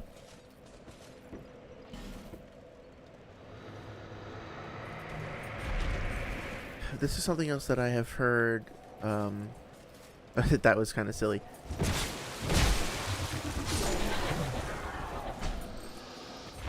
Okay, sorry, I keep getting distracted by the combat. Basically what I was trying to say is that when people talk about curse in this game, usually like 90% of the time, 9 out of 10 times, they're specifically talking about, the way they describe it is when you die in this game, the game punishes you because it's sadistic, and it punishes you by taking away your max health to make the game even harder. That's not exactly true, is it? Because the game actually, quote-unquote, punishes you. I don't see it as a punishment, but let's just go with that for the moment. By reducing your max health from a variety of different sources. There are enemy attacks, like special attacks, like the Pursuer's special attack, that can do it. There are environmental objects, like Nashandra's painting, and like these clay pots that can do it. The Lion Warrior axes can do it. There's a whole bunch of different stuff that can do it. And what this means is that the presence of curse as a powerful force in the game world that is pursuing you, that can consume you, and also that as something that other people in the game world have also like noticed and tried to harness, is just a very real thing. Oh my god, okay. There we go. In a way that it wasn't quite the same in Dark Souls 1. Right, like there was only a couple of things that could curse you. It was the basilisks, and was that it? There might have been there must have been something else that could curse you, not just the basilisk. Oh yeah, like Seath's crystals, right? And the funny thing is, I don't. Again, I'm sure there are people that have this opinion, and it's okay to have this opinion. But when playing through Dark Souls 1 and listening to critiques of Dark Souls 1, I don't remember people, like people who have talked extensively about it and whose reviews I've heard, usually describe getting cursed in Dark Souls 1 as an exasperating thing, but ultimately something that's highly memorable and something that they look back on as a positive part of the experience. Right? They got this curse. It was very dramatic. They didn't know what to do. They had to wander around and survive, and it was actually pretty tense and like kind of bewildering in a sense. And then when they eventually finally figured it out, like they talked to Ingward or they got the Purging Stone. That's what they were called, the Purging Stones. Then they were able to kind of have this whole story that went along with it. It was very satisfying. And I don't know, I think that's a really interesting mechanic and a really interesting like player-driven narrative that gets set up there.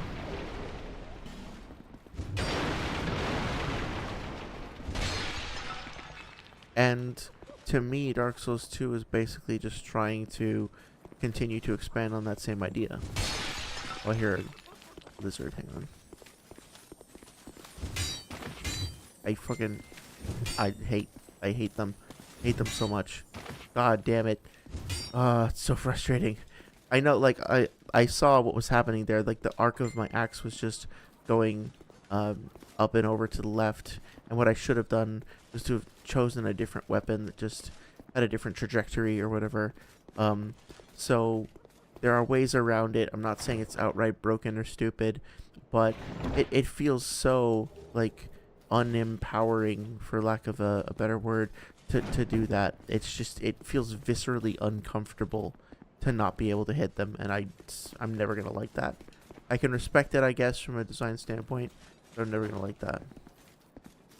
Tark is really, really cool. I like his design. I like the storytelling of the wounds and stuff that have showed up on his body. I like the sort of vague continuation of the Quelaag imagery of, like, half man, half animal. I like the fact that he's unable to talk to you, but is not hostile. He looks very threatening, very imposing, but also you have no reason to need to interact with him in a negative way. He looks kind of threatening and terrifying, but also kind of vulnerable at the same time. So, oh, also, minor detail, but the quality of the footsteps is pretty good. They're making nice little apparent indentations on the floor. Do they do that for your rolls as well? Not so much, it's more just for your regular footfalls. That's kind of expected. Did I actually pick up the ring to talk to him? No. That's a nice little detail too as well. Like, yeah, sooner or later somebody is going to find that ring. They're going to see, so I guess this kind of challenges what I said before, right? That ring has the ability to let you hear a foe's inner thoughts, like monster's inner thoughts. Not that Tark necessarily counts as a monster in the full traditional sense, but that being said, you know, he's got red eyes. That's a nice detail too. Yeah, I don't know. I feel like players are going to be pretty readily able to go get that ring and figure it out and then share that knowledge with other people. I will say, when you unfreeze the statue to get the Fang key, I think that's great. That's a great little moment.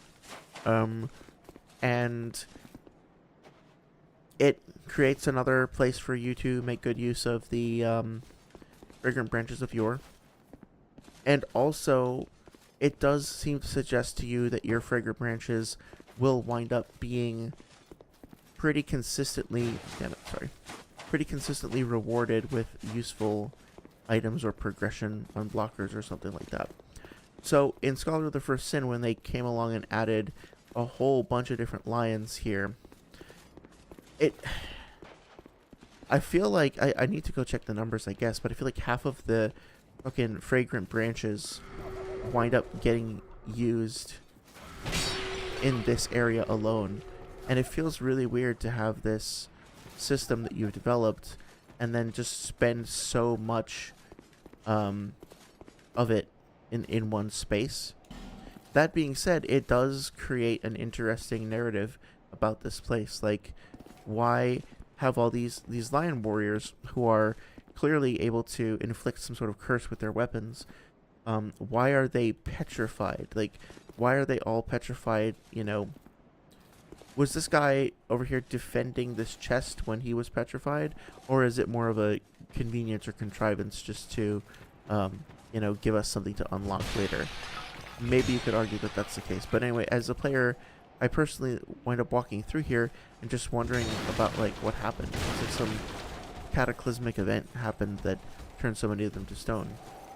That being said, quite a few of them are not turned to stone. So, to be honest, the whole area feels pretty weird, and not in like an uncanny. What? Wait a minute. Hang on. Listen. Is that? It's a very weird sound.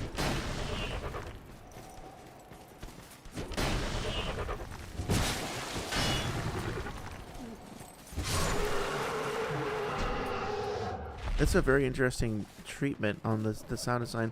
It almost felt like there was a little bit of a squeak or something. I guess that's meant to be an element to the Lion Warrior's voice. But that's very strange. It only happens after the impact of the... Didn't happen there. Impact of the axis, so... Oh, okay. So it doesn't happen all the time. I can figure out what it is.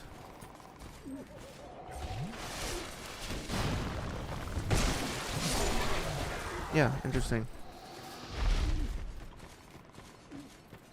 I wonder if it's just meant to kind of add a little extra flavor to the weapon to indicate that it's cursed.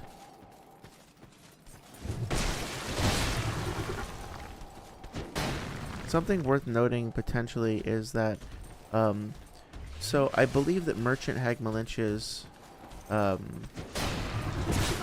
hand attacks can curse you, and this is pretty clearly telegraphed by the fact that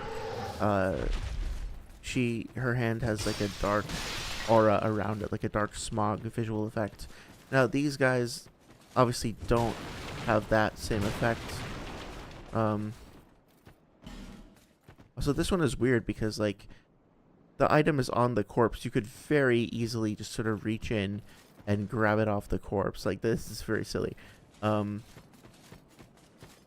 yeah, I wonder. Again, this is not necessarily a mistake. I wonder about the design decision to make those to not give the axes of the Lion Warriors some kind of visual indication that they are cursed. I guess it's not really all that necessary because, I mean, you'll figure it out pretty quickly. But just from a design standpoint, like, I want to know that the story, the lore about why their weapons are cursed, and usually cursed weapons have some kind of, or cursed items in general have some kind of visual indication of that. Like, whatever those pots are, they clearly have some sort of, like, black ichor that's dripping from them. Seems to be part of that same aesthetic. Nope.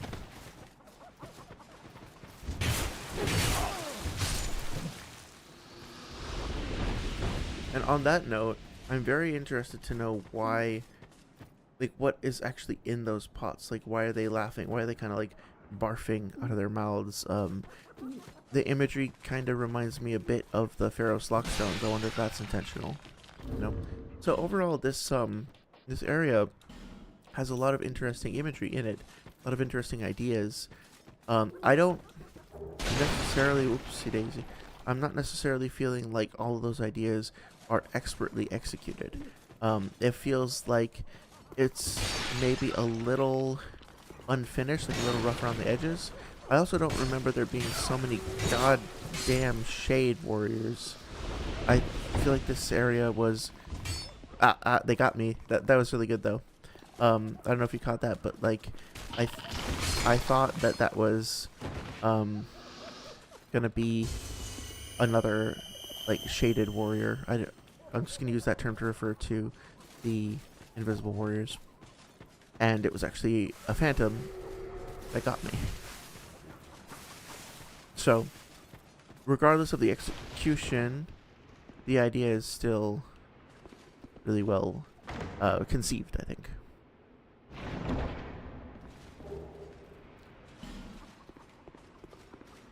So this, before we even get into this guy, this I think is really cool. I don't know, I don't think it's literally the same imagery. I think these are much more clearly human bodies. Yeah, they're definitely human bodies. Whereas the ones on the Shrine of Winter were animal bodies. But we do have a similar imagery of these pillars composed of different living things that have kind of been smushed together. Stumbling across this is kind of weird. It doesn't feel like it quite belongs in this place. But also, there's several other places like this that are kind of hidden and thrust under other undesirable areas. So this one is pretty easy to find, and it hints at the fact that there might be more obscure ones out there. So I think it's pretty well placed, pretty well implemented overall. Very mysterious, very intriguing. Do like this covenant as a concept.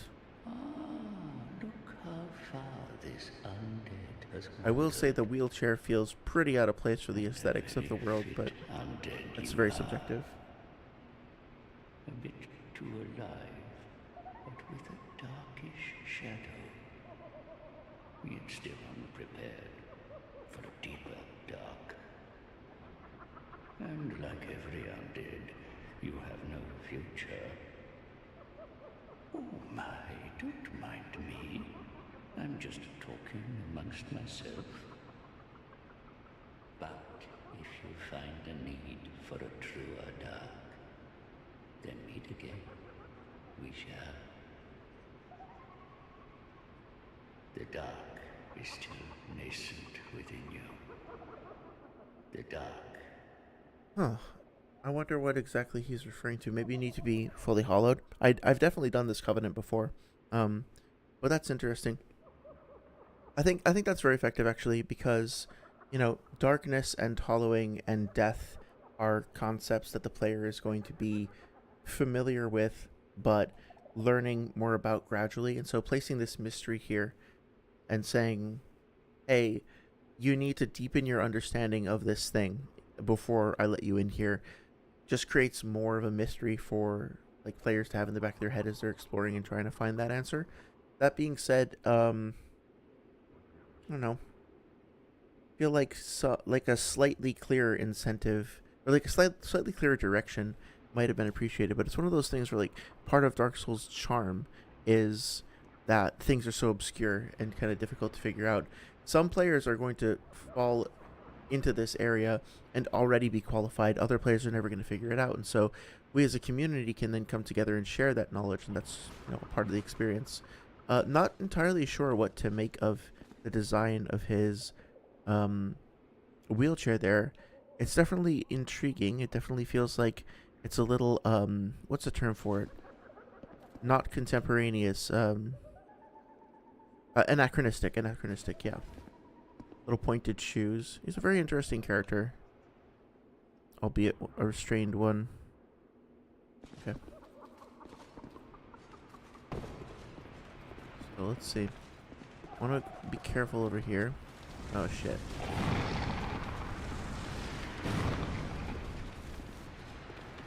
Yeah, it's like not playing the death sound when I kill something with fire-based attack.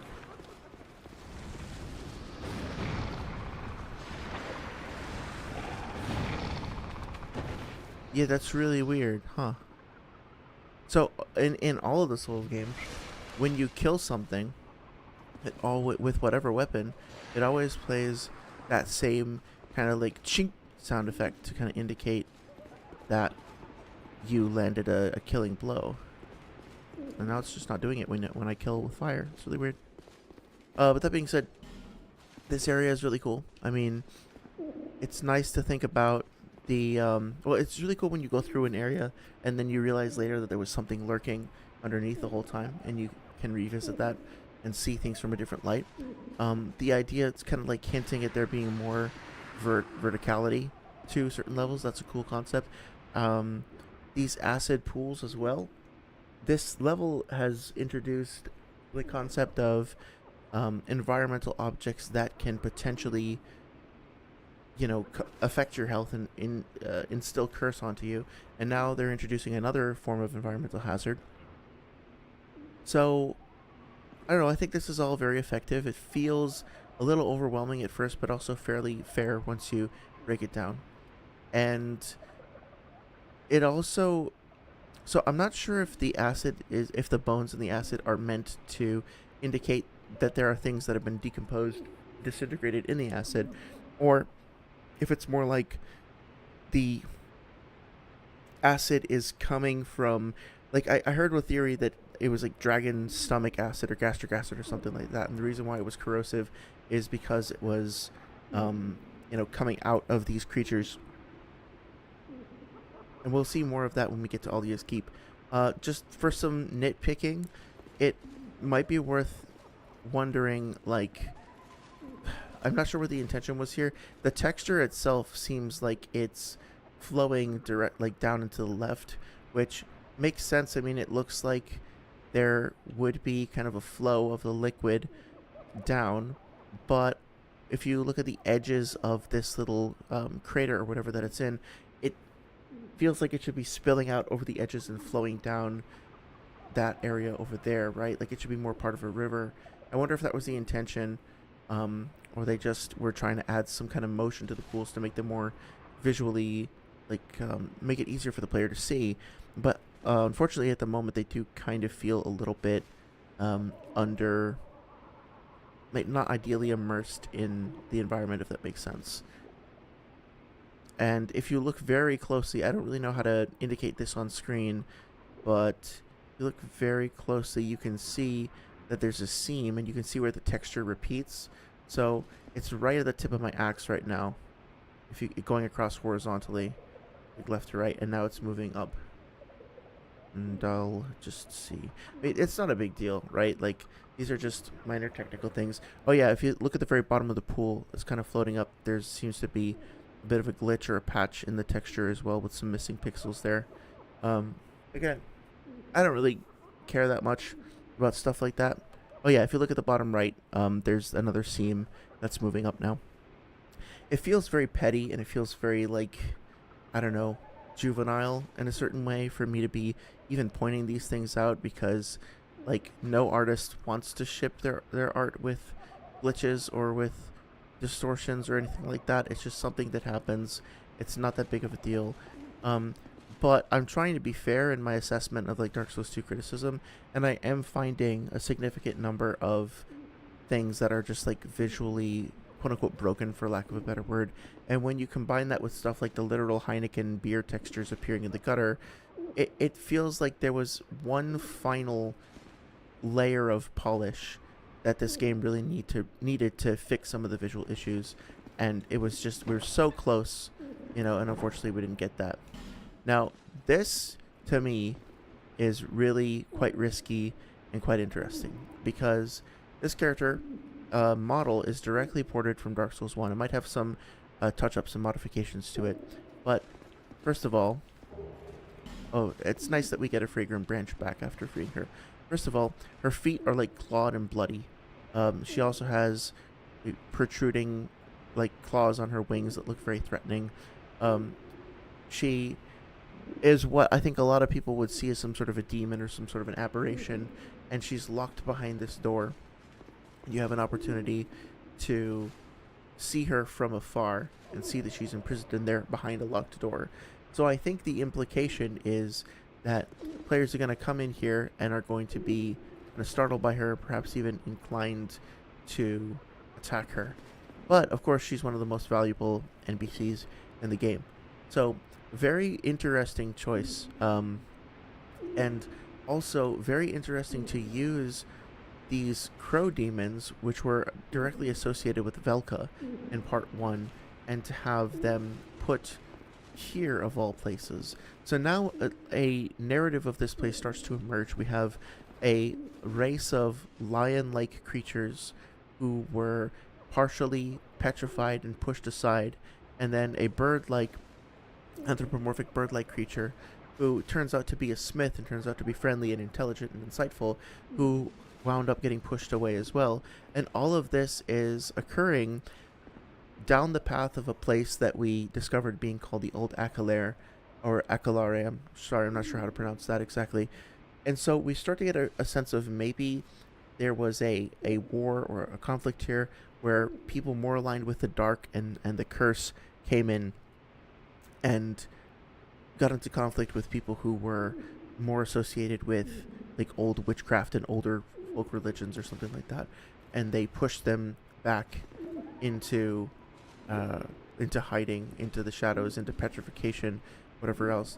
We know that Aldia was messing with petrification, and so because we see, like, those little imps, the kobolds outside of his place, and so we can go on and on, but basically my experience with this level, like many others, is that when I went through it, I wasn't really all that impressed or all that interested, but then once I started, like, all the pieces started to click, then it kind of got a bit more intriguing. I will say, compared to something like the Lost Bastille, this area almost feels like a parade of a bunch of different concepts, some of which aren't necessarily perfectly interlinked with one another. Like Diver Grandal is really cool, Bird Lady is really cool, and the introduction of like acid and reinforcement of the curse concepts is really cool. But the space itself is just kind of like a big open flat plane that you then go to things in order, like in sequence. It doesn't feel like super intricately woven and overlapping in and of itself, like onto itself. But anyway, let's talk to her. Thank you for helping me. I'm Ornifex. Ornifex, right? I owe you some form of thanks, but have nothing for you at the moment. If it would not trouble you, could you visit my abode just down the way? Thank you, kind traveler. I believe that I can be of assistance if you would visit me at my home. So, hang on one sec.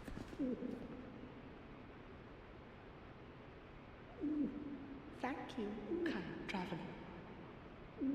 I believe that I can be of assistance if you would visit me at my home. Okay, so what I was gonna say, I took a moment to listen. What I was gonna say is, damn it. Remember what I was saying before about my, like, kind of missing the fact that Alvina's voice was kind of blended in, like the cat-like elements of the human elements were blended in. And then I was gonna say, oh, well, for Ornifex over here, they actually did kind of do that, right? You can hear occasional, like, cooing noises kind of mixed in with her vocals. The difference there is that I'm pretty sure they're just playing her cooing sounds on a persistent loop. So every few seconds it'll just play like a few of those sounds in sequence. As opposed to with Alvina, it feels like they actually like mixed and melded and blended the syllables together in a way that feels like even more uncanny. So I'm gonna take some time to level up here. But no. Thank you.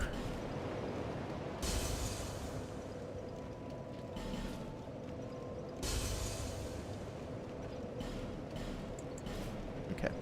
Just thinking, I want to see what it would cost to invest a little bit more in pyromancy, like to get another attunement slot. Let's see how much that would cost. Keeping in mind that attunement is also going to give us more Bearer of the seeks agility. Lest this Let's see. Attunement. How many do I need to get up to? Oh, that's not too bad. So 3 points gives us 2 spells. What if I go up to... and we give us a couple of additional points in agility as well. So let's do this for now. And also nice to know that we're always getting a little bit of HP.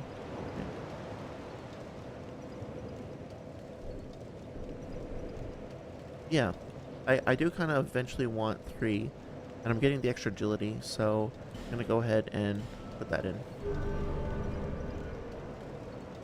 It feels pretty good. those who come to Drangleic seeking salvation, it Yeah, happens to them all. We already That heard good this. knight, the base, although he don't. Perhaps he is a foreshadowing. Oh, I should probably get the ring to talk to... what's his face? Park.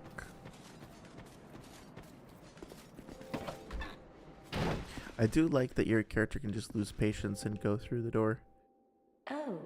This cat is broken. Really? What? Don't say it like that. No, I'm not. You do have a rather tired. Makes me wonder if she was actually a human or something else in a previous life. Because that's not how cats do. Okay. Satisfied? I'll be around. Yeah, let's go. So I'd like to at least get through to... I'm not gonna get to the congregation or anything this evening. I don't think. I'm starting to fade pretty fast. I think I might have a cold, unfortunately. No problem. I do want to at least get through to Najka. Because it's nice to end on a boss, you know.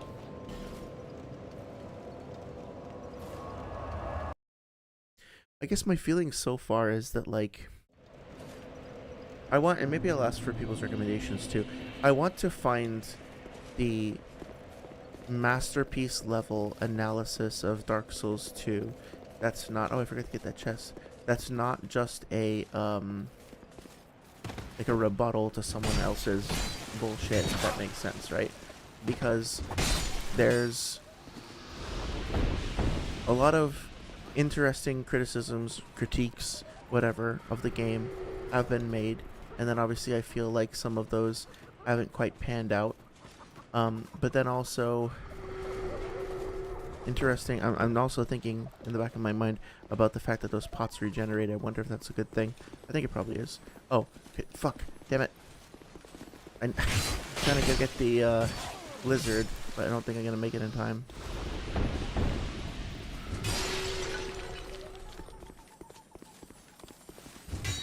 Come on.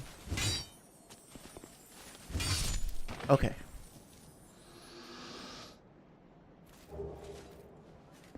That's a lot of stuff.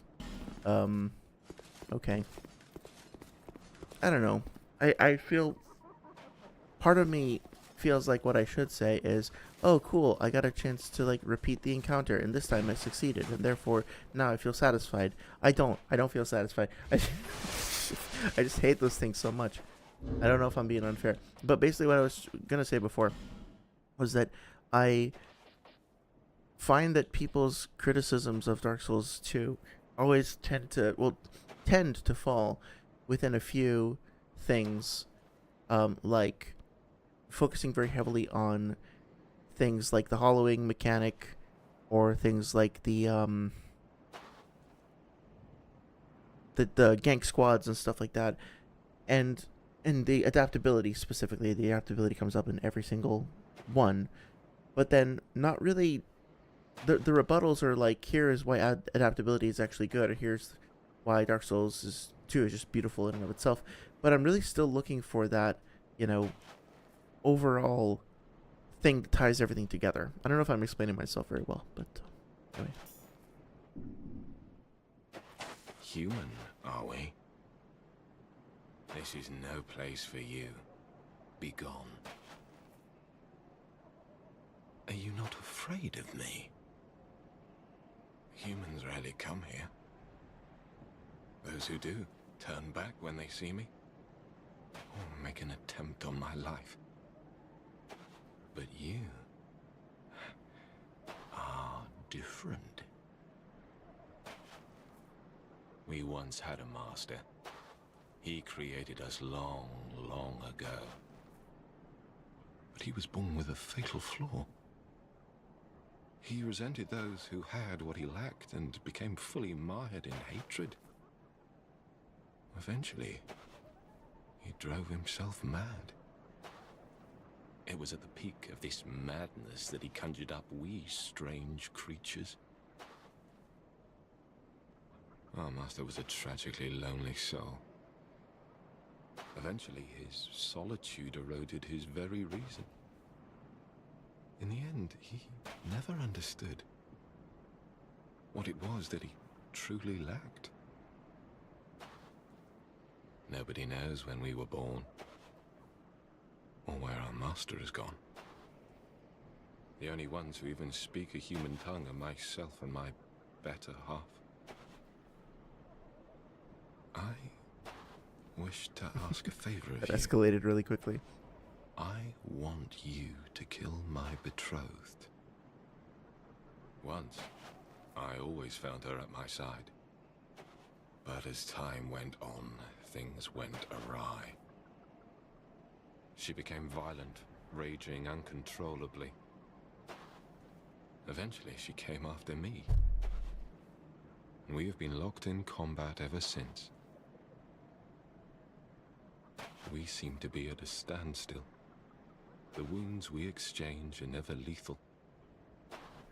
I was born of my master's madness.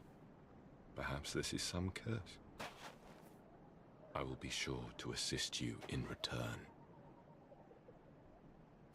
The past is a distant fog. My name was Targ. That is all that I remember.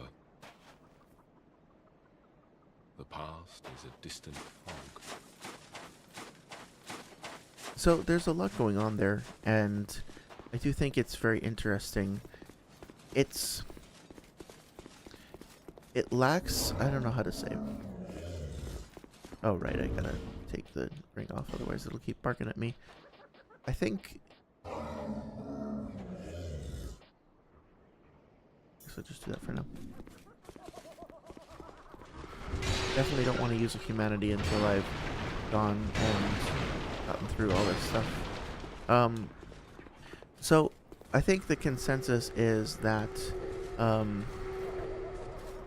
the Man Scorpion Tark there was talking about Seath from Dark Souls 1, who is described as being a duke, right? And the idea, like all of that narrative that he just said about the character being sort of very lonely and then coming to the brink of madness, and then while at the brink of madness kind of developing or giving birth, giving rise, whatever, creating sort of twisted, weird creatures is definitely consistent with what we see with Seath in Dark Souls 1. We're about to enter an area, though, that is also presided over by another character called a Duke. And so it's possible that that narrative also applies to that Duke. That Duke has... What the hell is he doing over there? That Duke has perhaps inherited the soul of Seath from Dark Souls 1. And so... Or at least the spider potentially has. It's kind of murky as to exactly how the mechanics of all that work.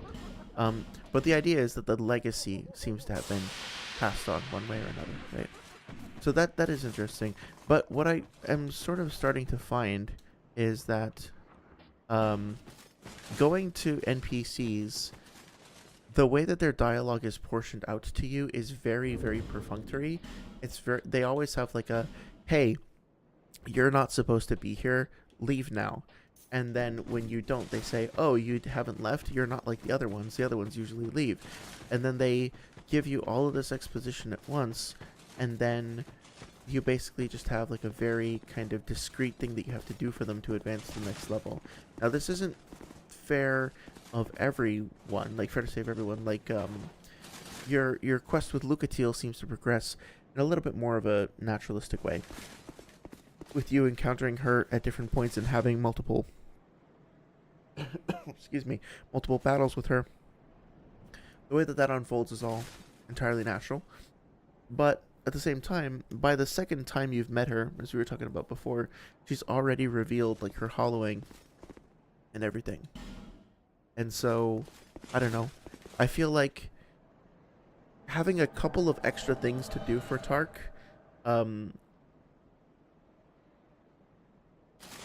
hello. Having a couple of extra things to do for him, and just getting to take the time to know more about him as a character, and then eventually learn about his master. Maybe going into, the Duke's room and finding an item and then bringing it back to him, like the Scorpion's legacy or something. Some fucking thing, right?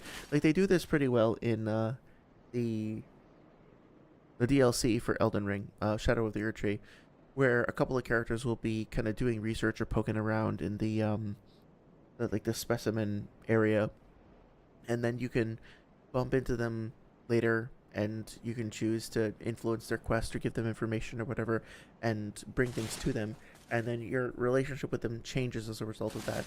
Now, Dark Souls games have never really been RPGs in the traditional sense. Yes, they are action games that take place in like quote-unquote medieval locations or whatever, but they're not role-playing games in like the old CRPG sense. There's not a whole lot of like character expression beyond your build and like a few narrative choices. I would love to see the next big game from Software be a proper RPG with actual like integrated character mechanics that basically takes the fundamentals of the Souls experience and just brings it up to par with better quest lines, more in-depth quest lines, more ways of your character expressing their personality and their identity, such that it feels like, you know, I'm not saying go full Baldur's Gate, like, we don't need that, but Baldur's Gate is great. I'm just saying, like, you know, it doesn't need to go that far, but still. Whoa.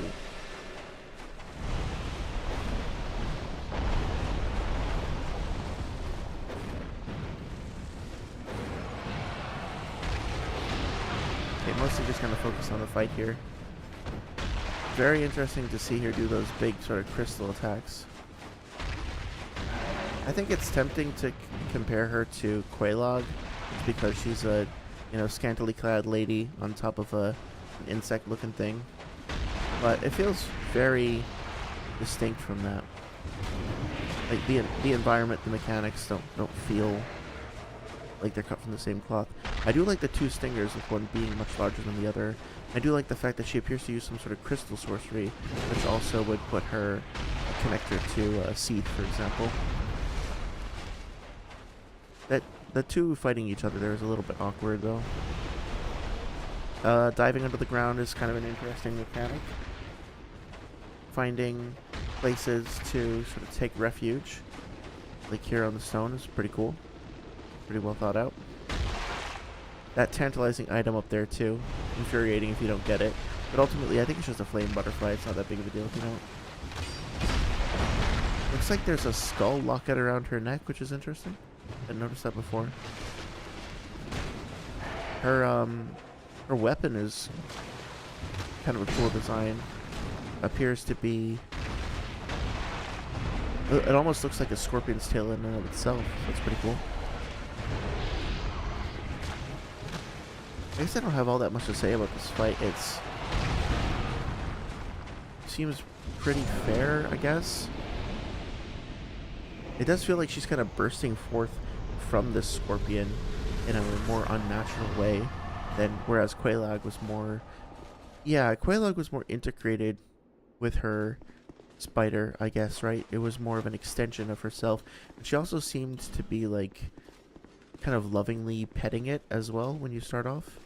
Maybe that's too extensive of an interpretation, but she seemed to be, like, caressing it or something. So, yeah, I will say, like... how do we evaluate this? If you compare Najka to Quelaag, Najka comes out short in every single regard. I don't think there's any argument that Najka is a more compelling or interesting or fun kind of boss compared to Quelaag. That being said, is that what we're supposed to do? Like, is that a valid comparison? Or are we supposed to say, you know, just because to basically like not be not be like Dark Souls bug racist and be like, just because these two characters look aesthetically similar doesn't mean that they're serving the same purpose in the game, that they have the same function or intended, you know, use or whatever. And if we just evaluate them on their own, I don't know. I don't really have much to say about Najka. Even when I fought her solo, which I usually do, her attacks don't feel too remarkable one way or another. I just, I think it's a decent character design, but when you just, I don't know. To me, I guess it feels a little bit prototypical. You know what maybe would have helped? Is that if we had a bigger relationship with Tark leading up to it, and her boss fight was a little bit more dramatic or something, then there wouldn't really be a comparison with Quelaag that came up unfavorably, because that wasn't the point, right? It would more be an extension of our relationship with Tark than just another, like, half lady, half insectoid type thing that we were coming across. I don't know. I'm honestly not like feeling completely uninterested in that boss fight, but when I try to articulate why, it's sort of difficult, because I like the two stingers. I like the overall design and feel of the fight. I like the fact that she's tunneling through the ground. I like the connection with Tark and everything. But for some reason, maybe the execution of it is just kind of stiff and, excuse me, excuse me, a little lackluster. I'm not sure. Something about it is just not working for me. Hopefully I'm not being unfair. With that being said, I think for now I'm going to run back to Majula for a second, but I think I'm going to call it for now, because at this point I am definitely coming down with something, so I think I'm going to call it an early night. With that being said, I think I don't want to start talking about this completely new area because I want to be able to give it my full attention. I'm trying to think if there's anything else to say left about Shaded Woods, but I don't think so. And then next time we'll kind of move on towards the Congregation, Doors of Pharos, and all that. So in summary, again, I'm finding that the criticisms of this game as not presenting innovation and not being willing to take risks and not being willing to experiment are pretty much unfounded, at least for the most part, based on what I've played so far, just because each area is doing something new, trying something out. Now, some of that stuff may be ridiculous, it may be goofy, it may be poorly implemented, and ill-advised, perhaps, depending on how you interact with those systems. You might come to that conclusion, have that experience, and I'm not going to argue that you can't or anything like that. But I do respect the amount that it's trying to do and the amount of time that it's doing it in. I do feel going through the Shaded Woods that so far it's probably one of my least favorite areas in terms of its mechanics and its overall feeling of completeness. It feels like a collage of different ideas, or pastiche or whatever, that have been assembled together, and as a result there are a lot of cool things on display, but it's not quite clicking, it's not quite coming together the whole way that I would want to see. Hopefully that sounds fair. Alright, well, thank you for your patience with this particular stream. I know it wasn't quite as animated as sometimes is. I'm going to, I think, go take some Tylenol and think of how to proceed for the next one. As usual, thank you very much for your attention, and please, that sounded weird. Well, that sounded weird. Thank you for your interest. Thank you for stopping by. Thank you for any comments or thoughts you'd like to share, is what I meant to say.